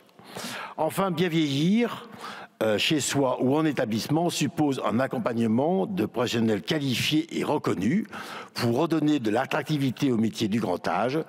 Ce texte crée une carte professionnelle pour les intervenants de l'aide à domicile, consolidant leur reconnaissance et sécurisant leur relation avec les patients, apporte un soutien financier croissant grâce à une prise en charge de leur déplacement et ce n'est pas anecdotique. Cette proposition de loi n'est pas la réforme du grand âge, c'est une proposition de loi d'origine parlementaire qui vise effectivement à poser des fondations de l'édifice de bien vieillir en France, notamment tant attendu par les acteurs du secteur. Et notamment dans le cadre de la prévention de la perte d'autonomie, moi ce que j'aimerais, c'est que les personnes âgées effectivement restent autonomes le plus longtemps possible, et ça c'est grâce à la prévention, et je pense que c'est ce qui sauvera notre système. Le groupe démocrate a contribué à enrichir ce texte de plusieurs articles, à l'instar de l'expérimentation de quotas, d'accueil de nuit dans les EHPAD, c'est Pascal Lecamp qui l'a porté, ou encore de l'évolution de la définition des lieux d'habitat inclusif, c'est avec Anne Bergons. Madame la ministre, vous avez parlé de l'aurore de Victor Hugo. Moi, j'aimerais compléter votre propos en disant qu'il peut exister de merveilleux couchers de soleil. Et je pense que le grand âge peut être un grand coucher de soleil. Et c'est dans ce cadre-là qu'effectivement qu'on votera cette loi avec plaisir, avec l'ensemble du groupe démocrate. Je vous remercie. Je vous remercie. Le groupe socialiste, Monsieur Guedj. Merci, Monsieur le Président. À nouveau, Madame la Ministre, Madame la Présidente de la Commission, Mesdames les rapporteurs. Donc nous y voilà. Le texte que vous nous soumettez comporte des avancées, nous l'avons dit depuis le début, Madame la rapporteure, et nous n'avons à aucun moment douté de votre volonté de pouvoir porter cette question du grand âge là où la procrastination gouvernementale, malédiction qui frappe des gouvernements de toute sensibilité depuis 15 ans, est devenue insupportable pour l'ensemble de nos concitoyens. Je commencerai, puisque nous sommes en discussion générale, par vous poser 3 questions, Madame la Ministre, et j'espère que vous pourrez y apporter des réponses précises. La première, je l'ai évoquée dans la présentation de la motion de rejet préalable. Je trouverais transparent et cohérent que le gouvernement, qui a levé le gage, puisse indiquer à la représentation nationale l'estimation budgétaire de la proposition de loi qu'il nous soumet. Je pense que pour des acteurs soucieux des finances publiques, et on a compris que c'est la raison principale qui vous fait refuser la mise en œuvre de la promesse qui figure pourtant dans cette loi, j'y reviendrai, de nous indiquer quel est le montant des dépenses qui figurent dans cette proposition de loi. La deuxième question que je veux vous poser, c'est au nom d'une forme de continuité de l'État. Alors ce n'est pas directement en lien avec le contenu, quoique la Conférence nationale de l'autonomie, assez mal nommée en réalité, parce qu'on parle de vieillissement, et en parlant d'autonomie, il va falloir articuler ça avec les questions relatives aux personnes handicapées. Vous rappelez, Madame la Ministre, que votre prédécesseur, vous avez cité Victor Hugo et Aurore, une autre Aurore, votre prédécesseur, avait annoncé que pour porter une politique du vieillissement et de la longévité, il fallait mettre en place un comité interministériel du vieillissement, de la longévité, en tous les cas un lieu dans lequel on mobilise l'ensemble des départements ministériels dans une approche transversale qui ne figure pas dans ce texte. C'est un texte très, on va dire, très médico-social, très DGCS, et j'ai beaucoup de respect pour la Direction générale de la cohésion sociale, mais la question du vieillissement, elle est beaucoup plus holistique, elle est beaucoup plus transversale. Et puis la troisième question qui rejoint, Madame la Ministre, ce qui a motivé, et ce qui motive toujours notre frustration, et c'est un doux euphémisme, c'est concrètement, qu'est-ce qui va se passer demain si le texte est adopté? Il y a donc un article de loi qui prévoit une loi de programmation pluriannuelle. Or, comme vous n'avez pris aucun engagement précis, concrètement, quel est le travail de co-construction de cette loi? Là aussi, Aurore Bergé et Elisabeth Borne, elle avait indiqué, à la place où vous êtes, que l'ensemble des acteurs, les parlementaires, les élus locaux, mais aussi les fédérations, seraient associés à la co-construction et à la rédaction de cette loi. Donc, est-ce que vous pouvez nous indiquer un calendrier, puisque vous nous dites voter cette loi, dans laquelle il y a l'engagement de faire une loi que vous refusez de mettre en œuvre, et donc concrètement, qu'est-ce qui se passe? Est-ce que vous allez nous proposer, vous nous dites on aura des suites législatives nécessaires, mais ça ne peut pas être un PLFSS pour mettre en place l'ensemble de ces mesures. Et je ne prendrai qu'un seul exemple pour dire que ça ne peut pas être un projet de loi de financement de la sécurité sociale qui a besoin de cette profondeur de vue. Le sujet principal, c'est celui des moyens humains que nous mobilisons pour répondre aux difficultés d'accompagnement des personnes âgées à domicile et dans les EHPAD. Vous avez mentionné dans votre propos la création de 50 000 postes dans les EHPAD, qui était l'engagement du président de la République au moment de sa campagne électorale. Engagement déjà insuffisant. Tous les acteurs du secteur vous disent qu'il faudrait au moins créer, pour avoir des ratios d'encadrement suffisants, 100 000 postes dans les EHPAD. Mais admettons, sur les 2 premières années, vous n'avez créé que 3 000 postes en PLFSS 2023 et 6 000 postes en PLFSS 2024. Et en plus, vous avez repoussé l'échéance, puisque c'est maintenant à l'horizon 2030. C'est précisément au cœur de ce qu'on souhaite dans une loi de programmation, avec le débat nécessaire sur le financement. Et ce débat sur le financement, nous devons l'avoir dans le pays. Donc, est-ce que vous pouvez nous dire, nous allons lancer, dans la perspective de cette loi de programmation, puisqu'elle figure dans la loi, voilà. Mais voyez, tout ça, malheureusement, la confiance est rompue. Et j'ai du mal à vous croire, et j'aurais adoré m'enthousiasmer en disant, enfin, sous la pression des 2 rapporteurs et de l'ensemble des parlementaires, nous avons cette perspective, nous allons y travailler. Ça ne veut pas dire que j'aurais eu gain de cause, que nous aurions eu gain de cause sur l'ensemble des propositions. Moi, j'ai rédigé, avec mes collègues du groupe socialiste, le projet de loi ou proposition de loi idéale. Elle n'est pas venue, donc j'espère que vous répondrez à ces questions. Et je vous confirme que pour l'instant, eh bien, c'est beaucoup de frustration, beaucoup de déception et d'amertume. Merci, monsieur le député. Merci. Pour le groupe Horizon, monsieur Gernigon.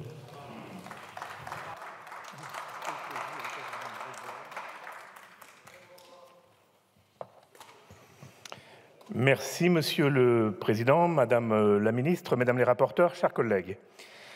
Comme nous l'avons souvent souligné, nous allons faire face à une explosion du nombre de personnes âgées sur la génération du baby-boom, jusqu'à en devenir plus nombreux que les enfants de 15 ans. Bien que des avancées significatives aient été réalisées ces dernières années, notamment avec la création de la 5e branche, le renforcement du soutien à domicile et la reconnaissance des aidants par exemple, les professionnels et les usagers attendent des actions fortes pour une meilleure lisibilité et pour permettre le virage domiciliaire plébiscité par plus de 85% des Français. L'enjeu est financier, sanitaire et social, ou social, sanitaire et financier, vous le mettez dans l'ordre que vous voulez. Alors, cette proposition de loi répond à de nombreuses demandes de milieux de professionnels et de millions de personnes âgées sur le terrain. Elle s'appuie sur un débat nourri par différents travaux, y compris ceux menés par le gouvernement avec le CNR Bien Vieillir et sur les apports des deux chambres dans leur dialogue parlementaire, ayant abouti à un accord en commission mixte paritaire. La mobilisation et le travail parlementaire, menés de concert avec le gouvernement, montrent l'importance de cette problématique pour notre société. Parmi les mesures proposées, elle inclut la création d'une instance de pilotage nationale pour faire de la perte d'autonomie une priorité de nos politiques publiques, ainsi que des mesures visant à renforcer l'attractivité des métiers du domicile et du soutien de ces professionnels, tels que le déploiement de la carte professionnelle et un soutien financier à la mobilité. Elle vise également à renforcer la lutte contre la maltraitance et à permettre un meilleur repérage des personnes vulnérables par plusieurs mesures.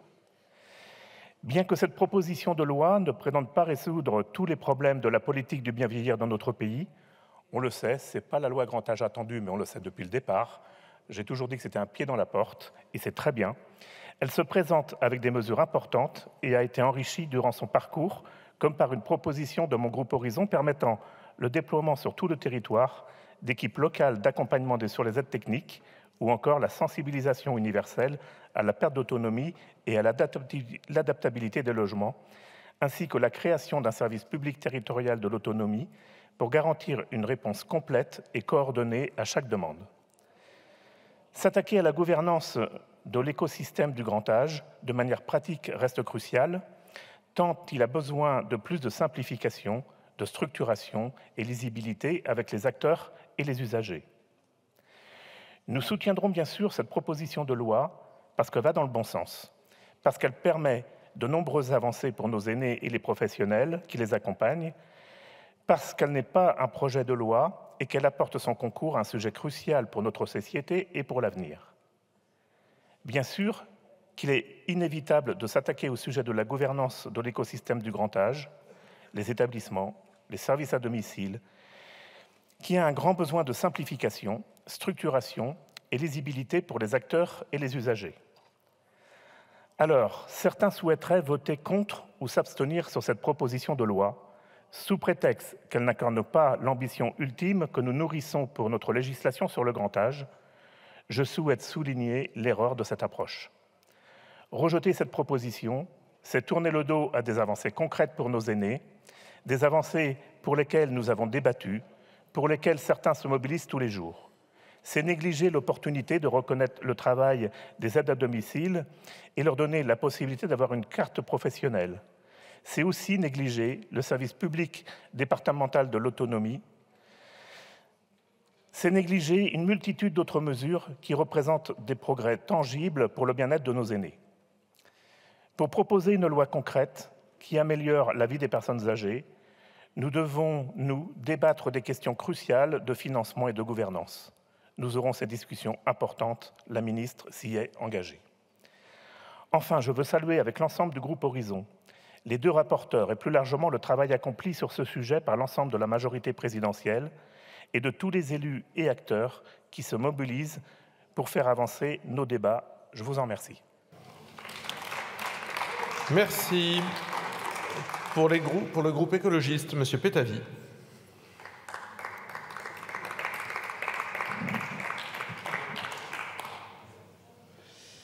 Merci, Monsieur le Président, Madame la Ministre, Madame la Présidente, Mesdames les rapporteurs. La motion de rejet préalable défendue par nos collègues socialistes ne relevait ni de la démagogie ni du caprice. C'est une alerte que nous devons toutes et tous entendre. C'est un rappel des engagements pris par les successifs ministres et le Président de la République pour enfin redonner de la dignité aux personnes âgées et à celles et ceux qui prennent soin d'elles au quotidien. Cet hémicycle a lui-même pris acte de cette promesse en imposant au gouvernement de présenter une loi de programmation pluriannuelle sur le grand âge et l'autonomie. Mais les promesses n'engagent que celles et ceux qui y croient. Et Madame la rapporteure, Madame la ministre, nous avons bien voulu vous faire confiance. Les professionnels du soin et de l'accompagnement y ont cru. Les personnes soignées et accompagnées y ont cru. Depuis, toutes et tous, nous attendons. Les parlementaires de tous bords de cet hémicycle y ont cru ou ont bien voulu y croire, y compris au sein de votre majorité. Et nous ne cessons pas d'attendre, car son nom, là, à ce texte, est trompeur, loi portant diverses mesures relatives au grand âge et l'autonomie. Elle porte bien diverses mesures, mais ce n'est pas, et vous l'avez répété à nombreuses reprises, ce n'est pas la loi grand âge et autonomie que nous a-t-on été promise. Le texte qui nous est présenté aujourd'hui n'est pas allé jusqu'au bout de son ambition, puisque certaines avancées portées à l'Assemblée ont été restreintes, supprimées par le Sénat et parfois timidement rétablies en commission mixte paritaire. L'obligation pour les EHPAD privés lucratifs de réserver une part de leurs bénéfices à l'amélioration des conditions de vie, supprimée. Qu'en est-il également de l'automatisation des sanctions à l'encontre des EHPAD qui ne se conformeraient pas aux injonctions des ARS? Il s'agit pourtant ici de manquements graves à la qualité et à la sécurité des soins, la pérennisation de la fusion des services d'aide et d'accompagnement à domicile et des services de soins infirmiers à domicile. Nous reconnaissons aussi qu'un certain nombre de propositions vont ici dans la bonne direction. Ce sont d'ailleurs certaines de ces avancées qui nous avaient confortés dans un vote pour lors de l'examen du texte en première lecture, pour ne citer qu'elle, la création d'une conférence nationale de l'autonomie chargée donc de définir les orientations et de débattre des moyens de la politique de prévention et de la perte d'autonomie, et d'un service public territorial de l'autonomie pour faciliter les démarches des personnes âgées, des personnes handicapées et des proches aidants, et garantir la coordination des différents acteurs impliqués. La mise en place du groupe territoire social et médico-social afin d'apporter une réponse de proximité aux besoins des personnes âgées, la préservation des droits des personnes accompagnées comme le droit de visite, l'automatisation des signalements de maltraitance envers les personnes majeures en situation de vulnérabilité. Alors oui, il y a des avancées. Notre groupe les a saluées et les salue encore. Mais où est le choc d'attractivité attendu pour les métiers du soin et l'accompagnement du lien? Oui, le virage domiciliaire est enclenché, mais qu'en est-il de son accélération? Nous serons bientôt emmenés à légiférer pour le droit à mourir dignement. Et qu'en est-il, alors, dans ces conditions, du droit à vieillir dignement? C'est ce droit-là qui aurait dû être consacré par une véritable loi grand âge et autonomie. Et ce droit-là, où il demande des moyens financiers, nous devrions déjà mettre sur la table 6 milliards d'euros par an, puis 9 milliards d'euros à partir de 2030. Où sont-ils? Ceux-là, non, vous ne pouvez pas nous les promettre parce qu'ils ne rentrent pas dans votre logiciel, et vous le savez, votre logiciel, c'est celui qui vient encore demander une économie de 10 milliards d'euros sur les services publics, c'est celui de Bercy qui considère que tout ne peut pas être tout le temps gratuit pour tout le monde.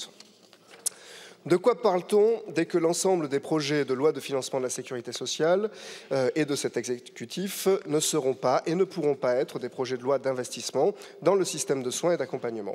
Et avec cela, nous serons toujours en désaccord, car, chers collègues, notre groupe assume que nous n'avons pas la même vision du monde et que nous n'avons pas le même projet de société. Toutefois, le groupe écologiste l'a toujours dit et l'a toujours fait, dès lors que des améliorations sont possibles, que nous considérons qu'elles vont dans le bon sens des attentes des personnes soignées ou accompagnées et des professionnels, nous ne nous y opposerons pas. C'est pour cette raison que, si nous ne ferons pas obstacle à ce texte, nous nous abstiendrons cependant, faute d'avoir eu des garanties suffisantes pour faire du bien vieillir une réalité. Merci, monsieur le député. Pour le groupe GDR, monsieur Yannick Monnet.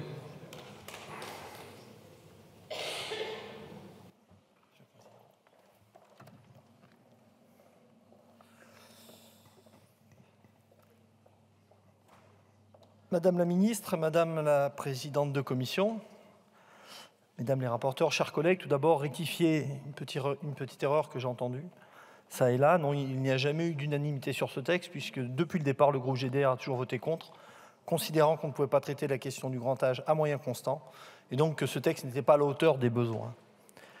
Dès 2030, plus d'un Français sur 3 aura plus de 60 ans. En 2040, le nombre de personnes âgées très dépendantes qui nécessiteront une prise en charge lourde se portera à 2,2 millions, contre 1,3 million aujourd'hui. Le reste à charge moyen en EHPAD est aux alentours de 1 900 €. 77% des EHPAD publics sont en déficit et ils sont 92% dans le secteur associatif. Le taux d'encadrement moyen est de 6 ETP pour 10 résidents, quand il devrait être au minimum de 8 pour 10, selon la Défenseure des droits. Voici une partie du bilan du gouvernement et du président de la République en matière de grand âge. La loi de financement de la sécurité sociale de 2024 a limité la hausse des dépenses de la branche autonomie à 2,1 milliards. Comment dès lors seront financés les 50 000 postes supplémentaires en EHPAD, d'abord promis pour 2027, puis repoussés pour 2030 ? Face à cette situation catastrophique et alarmante pour l'ensemble de nos concitoyens, la proposition de loi mise au vote aujourd'hui frôle l'indécence. Certes, elle comporte quelques mesures utiles, comme la création d'une carte professionnelle à l'aide à domicile, l'aide à la mobilité de ces travailleurs ou l'extension des droits des personnes accueillies en EHPAD. D'autres dispositions également utiles ont malheureusement disparu au gré de la navette parlementaire. C'est le cas de la mesure qui obligeait les EHPAD privés lucratifs à consacrer jusqu'à 10% de leurs bénéfices à l'amélioration de l'hébergement de leurs résidents, ou de l'obligation pour tous les EHPAD de communiquer à la Caisse nationale de solidarité pour l'autonomie le ratio du nombre d'encadrements rapporté au nombre de résidents. Bref, cette proposition de loi, très peu ambitieuse à son origine, ne l'est pas davantage à l'issue de la CMP. Mais surtout, ce dont ont besoin les personnes vieillissantes et les professionnels qui en prennent soin, ce ne sont pas de diverses mesures relatives au grand âge et à l'autonomie, ainsi que le Sénat a fort justement renommé cette proposition de loi. Ce dont ont besoin les personnes vieillissantes et les professionnels, c'est que ce gouvernement honore ses promesses. Emmanuel Macron a promis il y a bientôt 6 ans une loi grand âge. Elle a été sans cesse ajournée. Elle n'est pas inscrite sur la liste des textes prioritaires du gouvernement pour le reste de la session ordinaire du Parlement. Faut-il donc en conclure une bonne fois pour toutes, Madame la Ministre, que ce gouvernement ne présentera pas de projet de loi sur le grand âge? À défaut d'espérer encore un projet de loi sur le grand âge, nous en sommes désormais réduits à attendre une loi de programmation pluriannuelle. En novembre dernier, Madame Borne, alors Première ministre, s'était engagée à ce que cette loi de programmation soit présentée d'ici l'été pour un examen et une adoption au second semestre 2024. Toutefois, le calendrier promis par Madame Borne n'a toujours pas été confirmé par le gouvernement qui lui a succédé. Et avec les mesures d'économie récemment mises en œuvre par Monsieur le maire, à hauteur de 10 milliards d'euros et celles annoncées à hauteur de 20 milliards d'euros, et la remise en cause frontale de notre modèle de solidarité par ce gouvernement, nous sommes pour le moins sceptiques quant à ce qu'il adviendra de cette fameuse loi de programmation pluriannuelle. Dans ce contexte, et parce qu'il ne saurait s'agir en matière de grand âge de baisser nos exigences pour un accompagnement de qualité pour tous, pour des conditions de travail dignes pour tous les professionnels du secteur, pour des moyens financiers à la hauteur des besoins des structures, les députés communistes ultramarins du groupe GDR maintiennent un vote contre cette proposition de loi. Je vous remercie. Merci, monsieur le député. Pour le groupe LIOT, monsieur Laurent Panifou.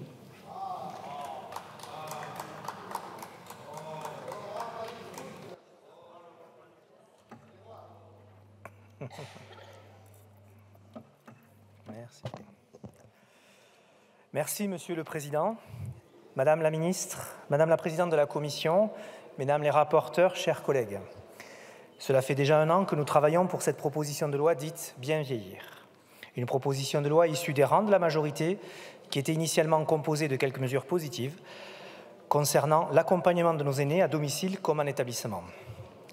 Nous dénoncions alors, avec d'autres, le décalage profond entre cette proposition de loi et la promesse présidentielle renouvelée en 2017, en 2022, puis avec force au lendemain de la crise sanitaire, c'était hier, la promesse du candidat et président de la République de répondre enfin aux enjeux profonds que représente notre politique d'accompagnement des personnes âgées les plus dépendantes.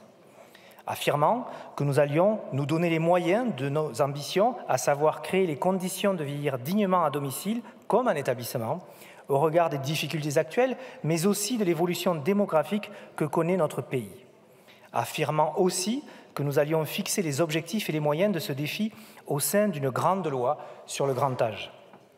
Les mois sont passés, le texte était bloqué faute de garantie, puis, à l'occasion d'un premier changement de gouvernement, de ministres dédiés, nous avions alors exigé et obtenu l'engagement que ce texte issu de la majorité n'était effectivement qu'un début, une étape, et ne serait en rien une fin sur la question du grand âge. L'engagement de la ministre et de la Première ministre, ici, qu'une loi de programmation serait étudiée avant la fin de l'année.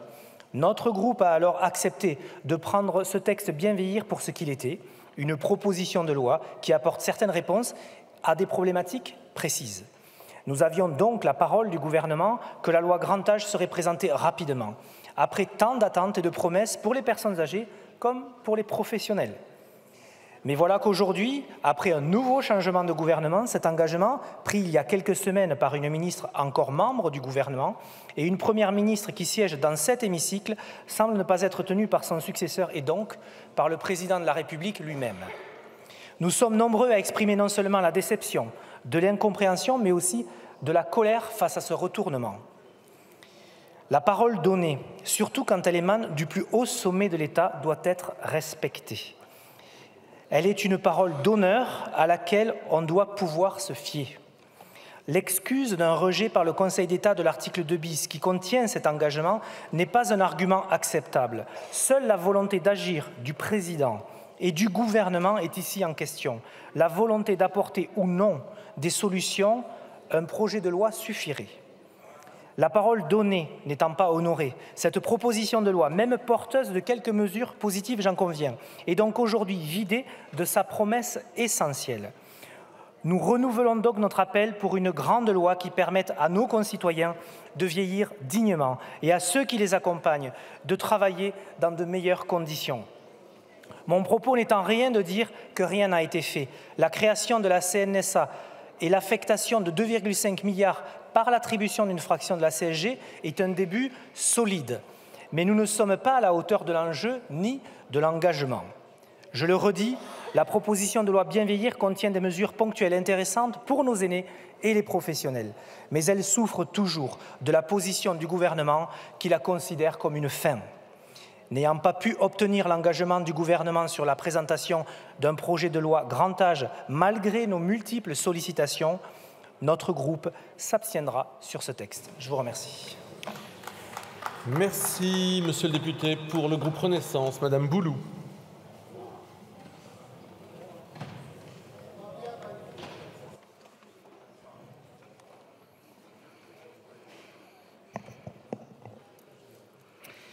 Monsieur le Président, Madame la Ministre, Madame la Présidente de la Commission des Affaires sociales, Mesdames les rapporteurs, chers collègues. La proposition de loi soumise à notre examen aujourd'hui traite d'un enjeu central, une problématique au cœur des préoccupations quotidiennes de nos concitoyens, la perte d'autonomie. De près ou de loin, en milieu rural ou urbain, qui sur ces bancs n'a pas été confronté à l'histoire d'un parent, d'un voisin, d'un proche ou d'une simple connaissance qui, du jour au lendemain, éprouve le besoin qu'on lui tende la main. Chacun d'entre nous peut visualiser ce qu'implique la dépendance.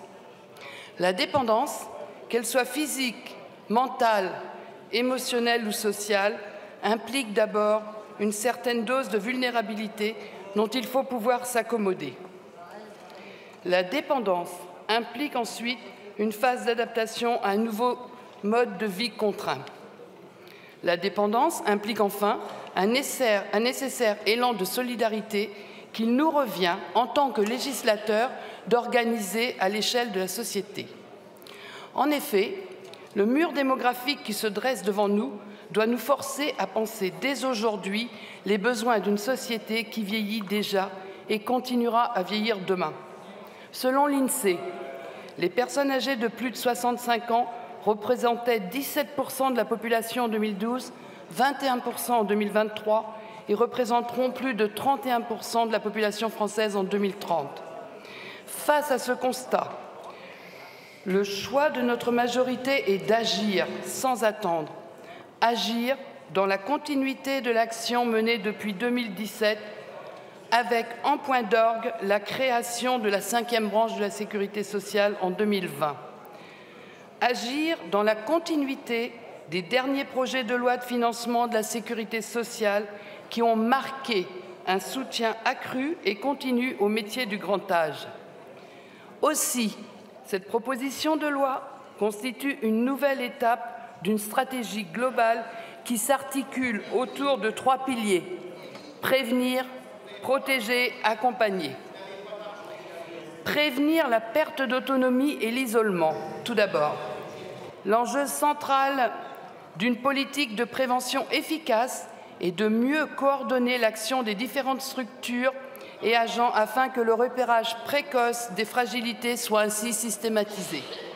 À ce titre, le texte crée un service public départemental de l'autonomie pour les personnes âgées et handicapées et les proches aidants, un guichet unique visant à simplifier le parcours d'usagers.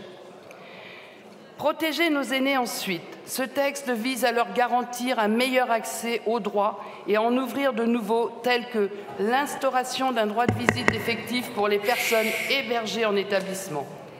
Ce droit de visite devient absolu pour les résidents en fin de vie, et ce, y compris en période de crise sanitaire. En renforçant le signalement des maltraitances, le texte nourrit aussi l'ambition de poursuivre la dynamique de restauration du lien de confiance entre proches aidants et structures accueillantes. Accompagner les professionnels, enfin, car leur tâche est une mission aussi noble qu'exigeante. Je tiens à saluer ici l'engagement quotidien d'un monde professionnel que je connais bien. La création d'une carte professionnelle est une juste reconnaissance de la spécificité des métiers de la dépendance et le nouveau dispositif de soutien financier apporté aux mobilités inhérentes à leur activité constitue une avancée majeure.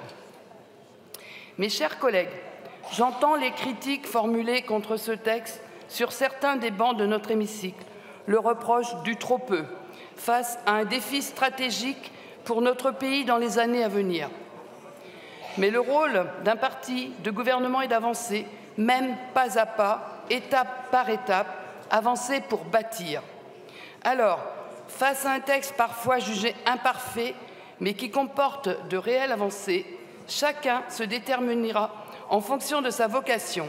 Bâtir ou s'opposer, telle est la question qui nous est posée.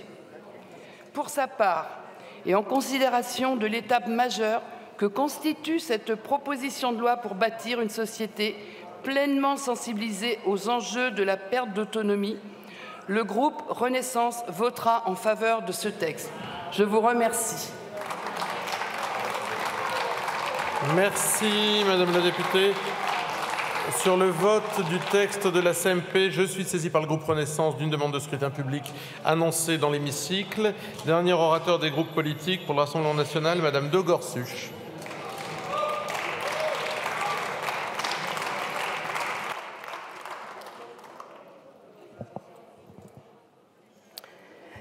Monsieur le Président, Madame la Ministre, mes chers collègues, la CMP est parvenue à un accord. Permettez-moi tout d'abord de resituer le contexte. Le défi majeur va être de permettre à la population des seniors de vieillir en bonne santé. La prise en charge de la perte d'autonomie a fait d'importants progrès ces 20 dernières années sur le plan scientifique, organisationnel et financier.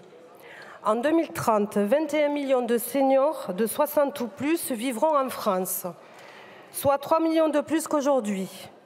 Le défi à relever est d'une ampleur considérable. Ce texte que nous examinons est bien sûr à mille lieues des véritables problématiques du grand âge et ne permettrait pas de relever ces défis.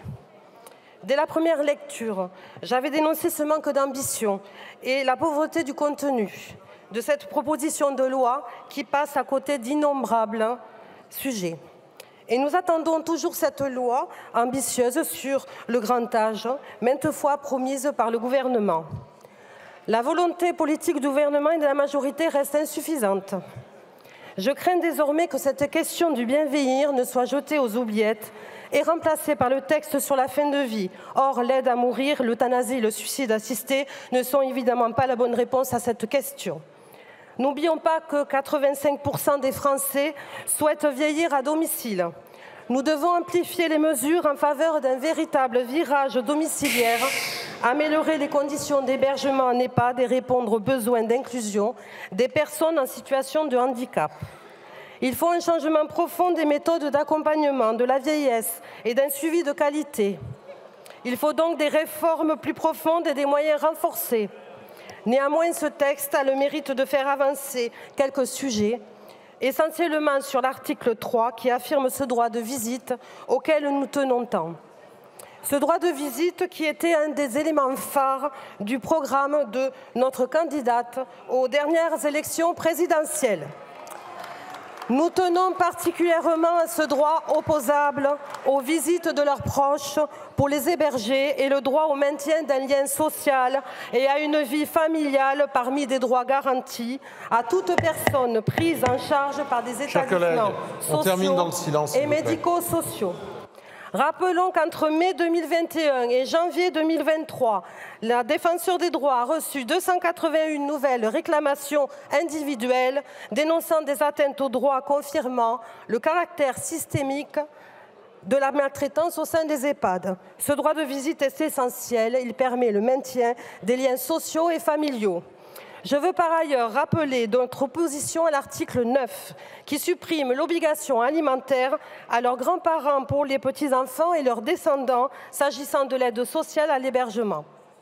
Il nous paraît important de maintenir cette obligation alimentaire qui consiste à aider matériellement des personnes de sa famille lorsqu'elles se trouvent dans le besoin qui relève de l'article 205 du Code civil, alors même que la solidarité familiale n'a jamais été aussi menacée et qu'il faut renforcer la famille dans tous ses aspects. Cet article 9 ouvre la porte à la disparition de toutes les obligations qui lient les membres de la famille entre eux. Je souhaite également préciser que nous sommes favorables à l'instauration d'un droit opposable par les résidents d'EHPAD à avoir la présence d'animaux domestiques accueillis. Ils sont source de réconfort pour les résidents.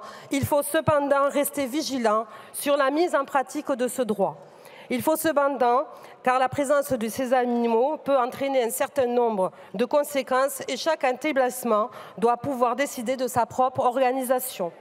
Il est grand temps de réfléchir à la mise en place d'un taux d'encadrement minimal par résident dans chaque EHPAD et d'augmenter le nombre de contrôles en leur sein.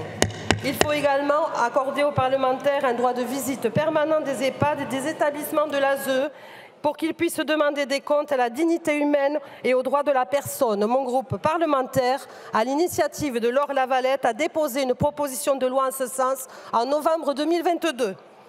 Tout comme il est indispensable d'augmenter le montant des indemnités kilométriques des professionnels de l'aide à domicile dans un contexte d'inflation et de baisse de pouvoir d'achat. Enfin, il n'y a qu'à Chers collègues, stop, Madame de Gorsuch. Si ça continue, je vais suspendre parce que c'est absolument impossible d'écouter les orateurs dans ce brouhaha. Donc si vous voulez qu'on fasse traîner, on va faire traîner, mais sincèrement, je vous demande de revenir au calme. Si vous voulez discuter, vous sortez. C'est valable pour tous les orateurs. C'est absolument insupportable. Vous terminez, Madame de Gorsuch, et ensuite je donne la parole au rapporteur. Il n'y a qu'à regarder le déficit de la sécurité sociale. Cette impréparation permanente de l'évolution de la démographie française est inacceptable. Ce d'autant que le texte que nous examinons aujourd'hui prévoirait cette disposition finalement supprimée. Mais il est dans notre devoir de soutenir nos aînés. Mais parce qu'il contient les quelques mesures concrètes que j'ai évoquées, mon groupe votera sur cette proposition de loi. Merci. Bien, chers collègues, si vous entrez dans l'hémicycle, c'est pour écouter les orateurs, quels qu'ils soient. Si vous souhaitez... Mais oui, madame, si vous n'êtes pas contente, vous sortez. Si vous considérez que vous pouvez mener des conversations privées, vous sortez, vous les faites à l'extérieur. Ici, on écoute les orateurs et dans le silence, les rapporteurs qui vont s'exprimer et qui ont des choses à vous dire. Oui, madame, c'est ainsi. C'est ainsi. Madame Vidal, nous vous écoutons dans le silence. Merci, Monsieur le Président. Chers collègues, nous arrivons après des mois de travail à l'aboutissement de cette proposition de loi. J'insiste, cette proposition de loi qui, comme toute proposition de loi, ne peut à elle seule englober l'ensemble des problématiques d'un sujet, surtout quand il est question du grand âge, qui est un sujet d'une ampleur considérable, sociale, sanitaire, médico-sociale, adaptation des cités, adaptation des logements, etc., formation, attractivité des métiers. Donc qui, ici, sur ces bancs, pourrait prétendre qu'une proposition de loi permettrait d'englober tous ces sujets? Donc c'est bien sur une proposition de loi que nous allons vous demander de vous prononcer, une proposition de loi qui apporte des mesures concrètes, pragmatiques, qui sera utile tout de suite, immédiatement. Alors oui, nous n'avons pas de projet de loi, mais nous avons une proposition de loi qui sera utile et pragmatique. Et par ailleurs, au-delà du vote de cette proposition de loi ce soir, nous allons pouvoir continuer à travailler ensemble. Les sujets sont vastes.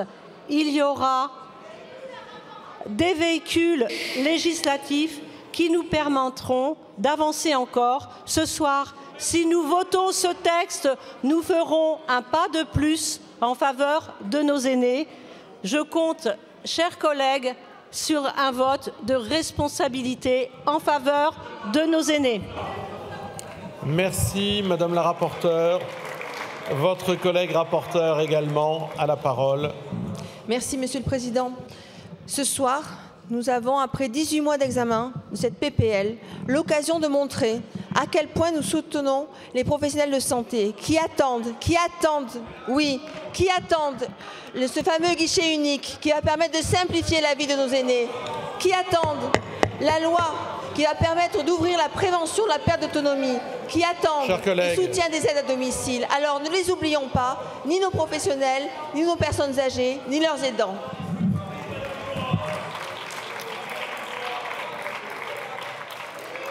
Chers collègues, est-ce qu'on peut écouter la ministre dans le calme, défendre son texte? Il y a un temps pour les débats, il y aura des amendements ensuite, vous aurez l'occasion de vous exprimer. La ministre s'exprime dans le calme et seule elle a la parole. Allez-y, Madame la ministre. Merci bien, Monsieur le Président, Mesdames et Messieurs les députés. Tout d'abord, bien sûr, je souscris pleinement à ce qui vient d'être dit par Mesdames les rapporteurs, donc je ne vais pas revenir là-dessus. Merci pour vos interrogations, vos questions. Je vais essayer de répondre à Monsieur le député Guedj, puisqu'il m'a interpellé sur 3 questions. Donc, je ne suis pas du genre à me défiler, Monsieur le député, donc je vais essayer de vous répondre. Vous m'interpellez sur l'estimation budgétaire engendrée par cette proposition de loi. Eh bien, cette estimation s'élève à 500 millions d'euros, tout financeur confondu. Alors, comme vous le voyez, Monsieur le député, l'État est au rendez-vous, continue d'investir sur le grand âge et il n'y a aucun désengagement de l'État.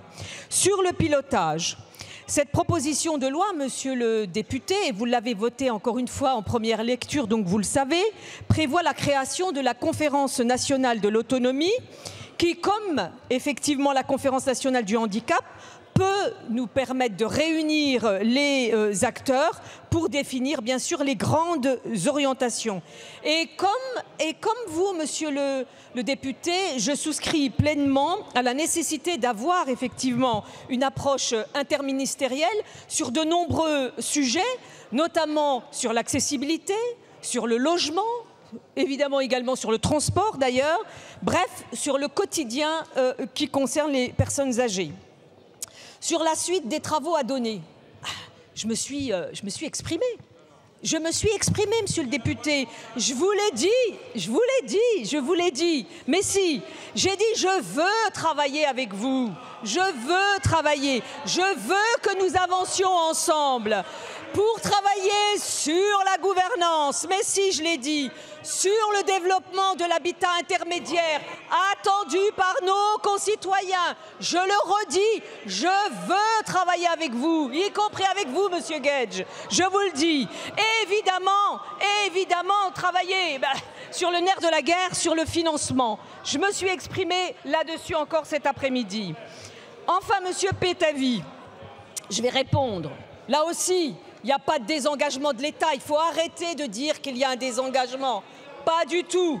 Je vais vous le dire. Je me permets de rappeler, mais j'ai l'impression à chaque fois c'est vite oublié, c'est la politique du zapping.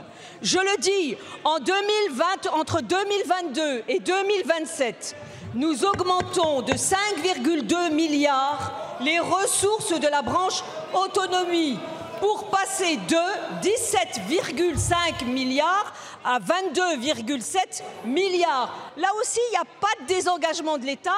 Nous sommes au rendez-vous. Vous l'avez voté, je me permets de le dire. Mais si, vous l'avez... Stop. Oh bah oui, vous l'avez peut-être pas voté, c'est vrai, la France Insoumise. Vous l'avez peut-être pas voté. En tous les cas, Stop, Madame la ministre, stop. Vous arrêtez, vous laissez la ministre conclure. Sinon, je suspends et on votera plus tard. Non, ne Madame la suspendez ministre. pas, Monsieur le Président. Allez-y. Oui, peut-être, effectivement, vous me dites non, nous, on ne l'a pas voté, c'est dommage. Dommage pour les personnes, effectivement, âgées. Vous le dites, mais assumez. C'est très bien, vous assumez que vous ne l'avez pas voté. En tous les cas, moi, je dis, et je m'engage ici, à ce que, en tout cas, ce qui a été voté soit sanctuarisé. Voilà, et je compte sur vous, évidemment, pour voter cette proposition de loi qui présente quand même des belles avancées pour les personnes âgées.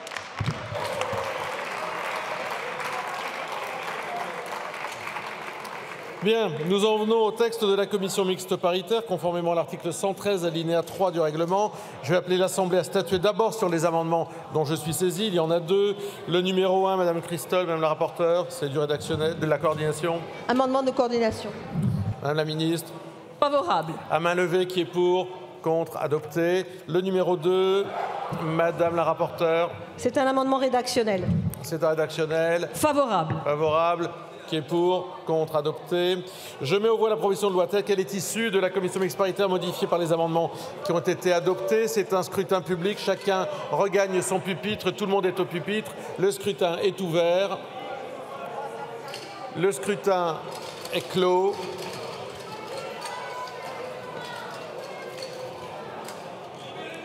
Votant 273, exprimé 228, majorité 115, pour 177, contre 51, l'Assemblée nationale a adopté.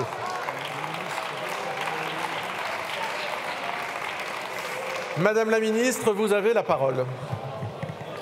Très bien, merci Monsieur le Président, Mesdames et Messieurs les députés. Vraiment, je me réjouis de ce vote qui concrétise effectivement un travail parlementaire que je respecte, un travail parlementaire qui a duré 1 an et demi et qui propose effectivement de très belles avancées pour nos personnes âgées. Nous devons être au rendez-vous.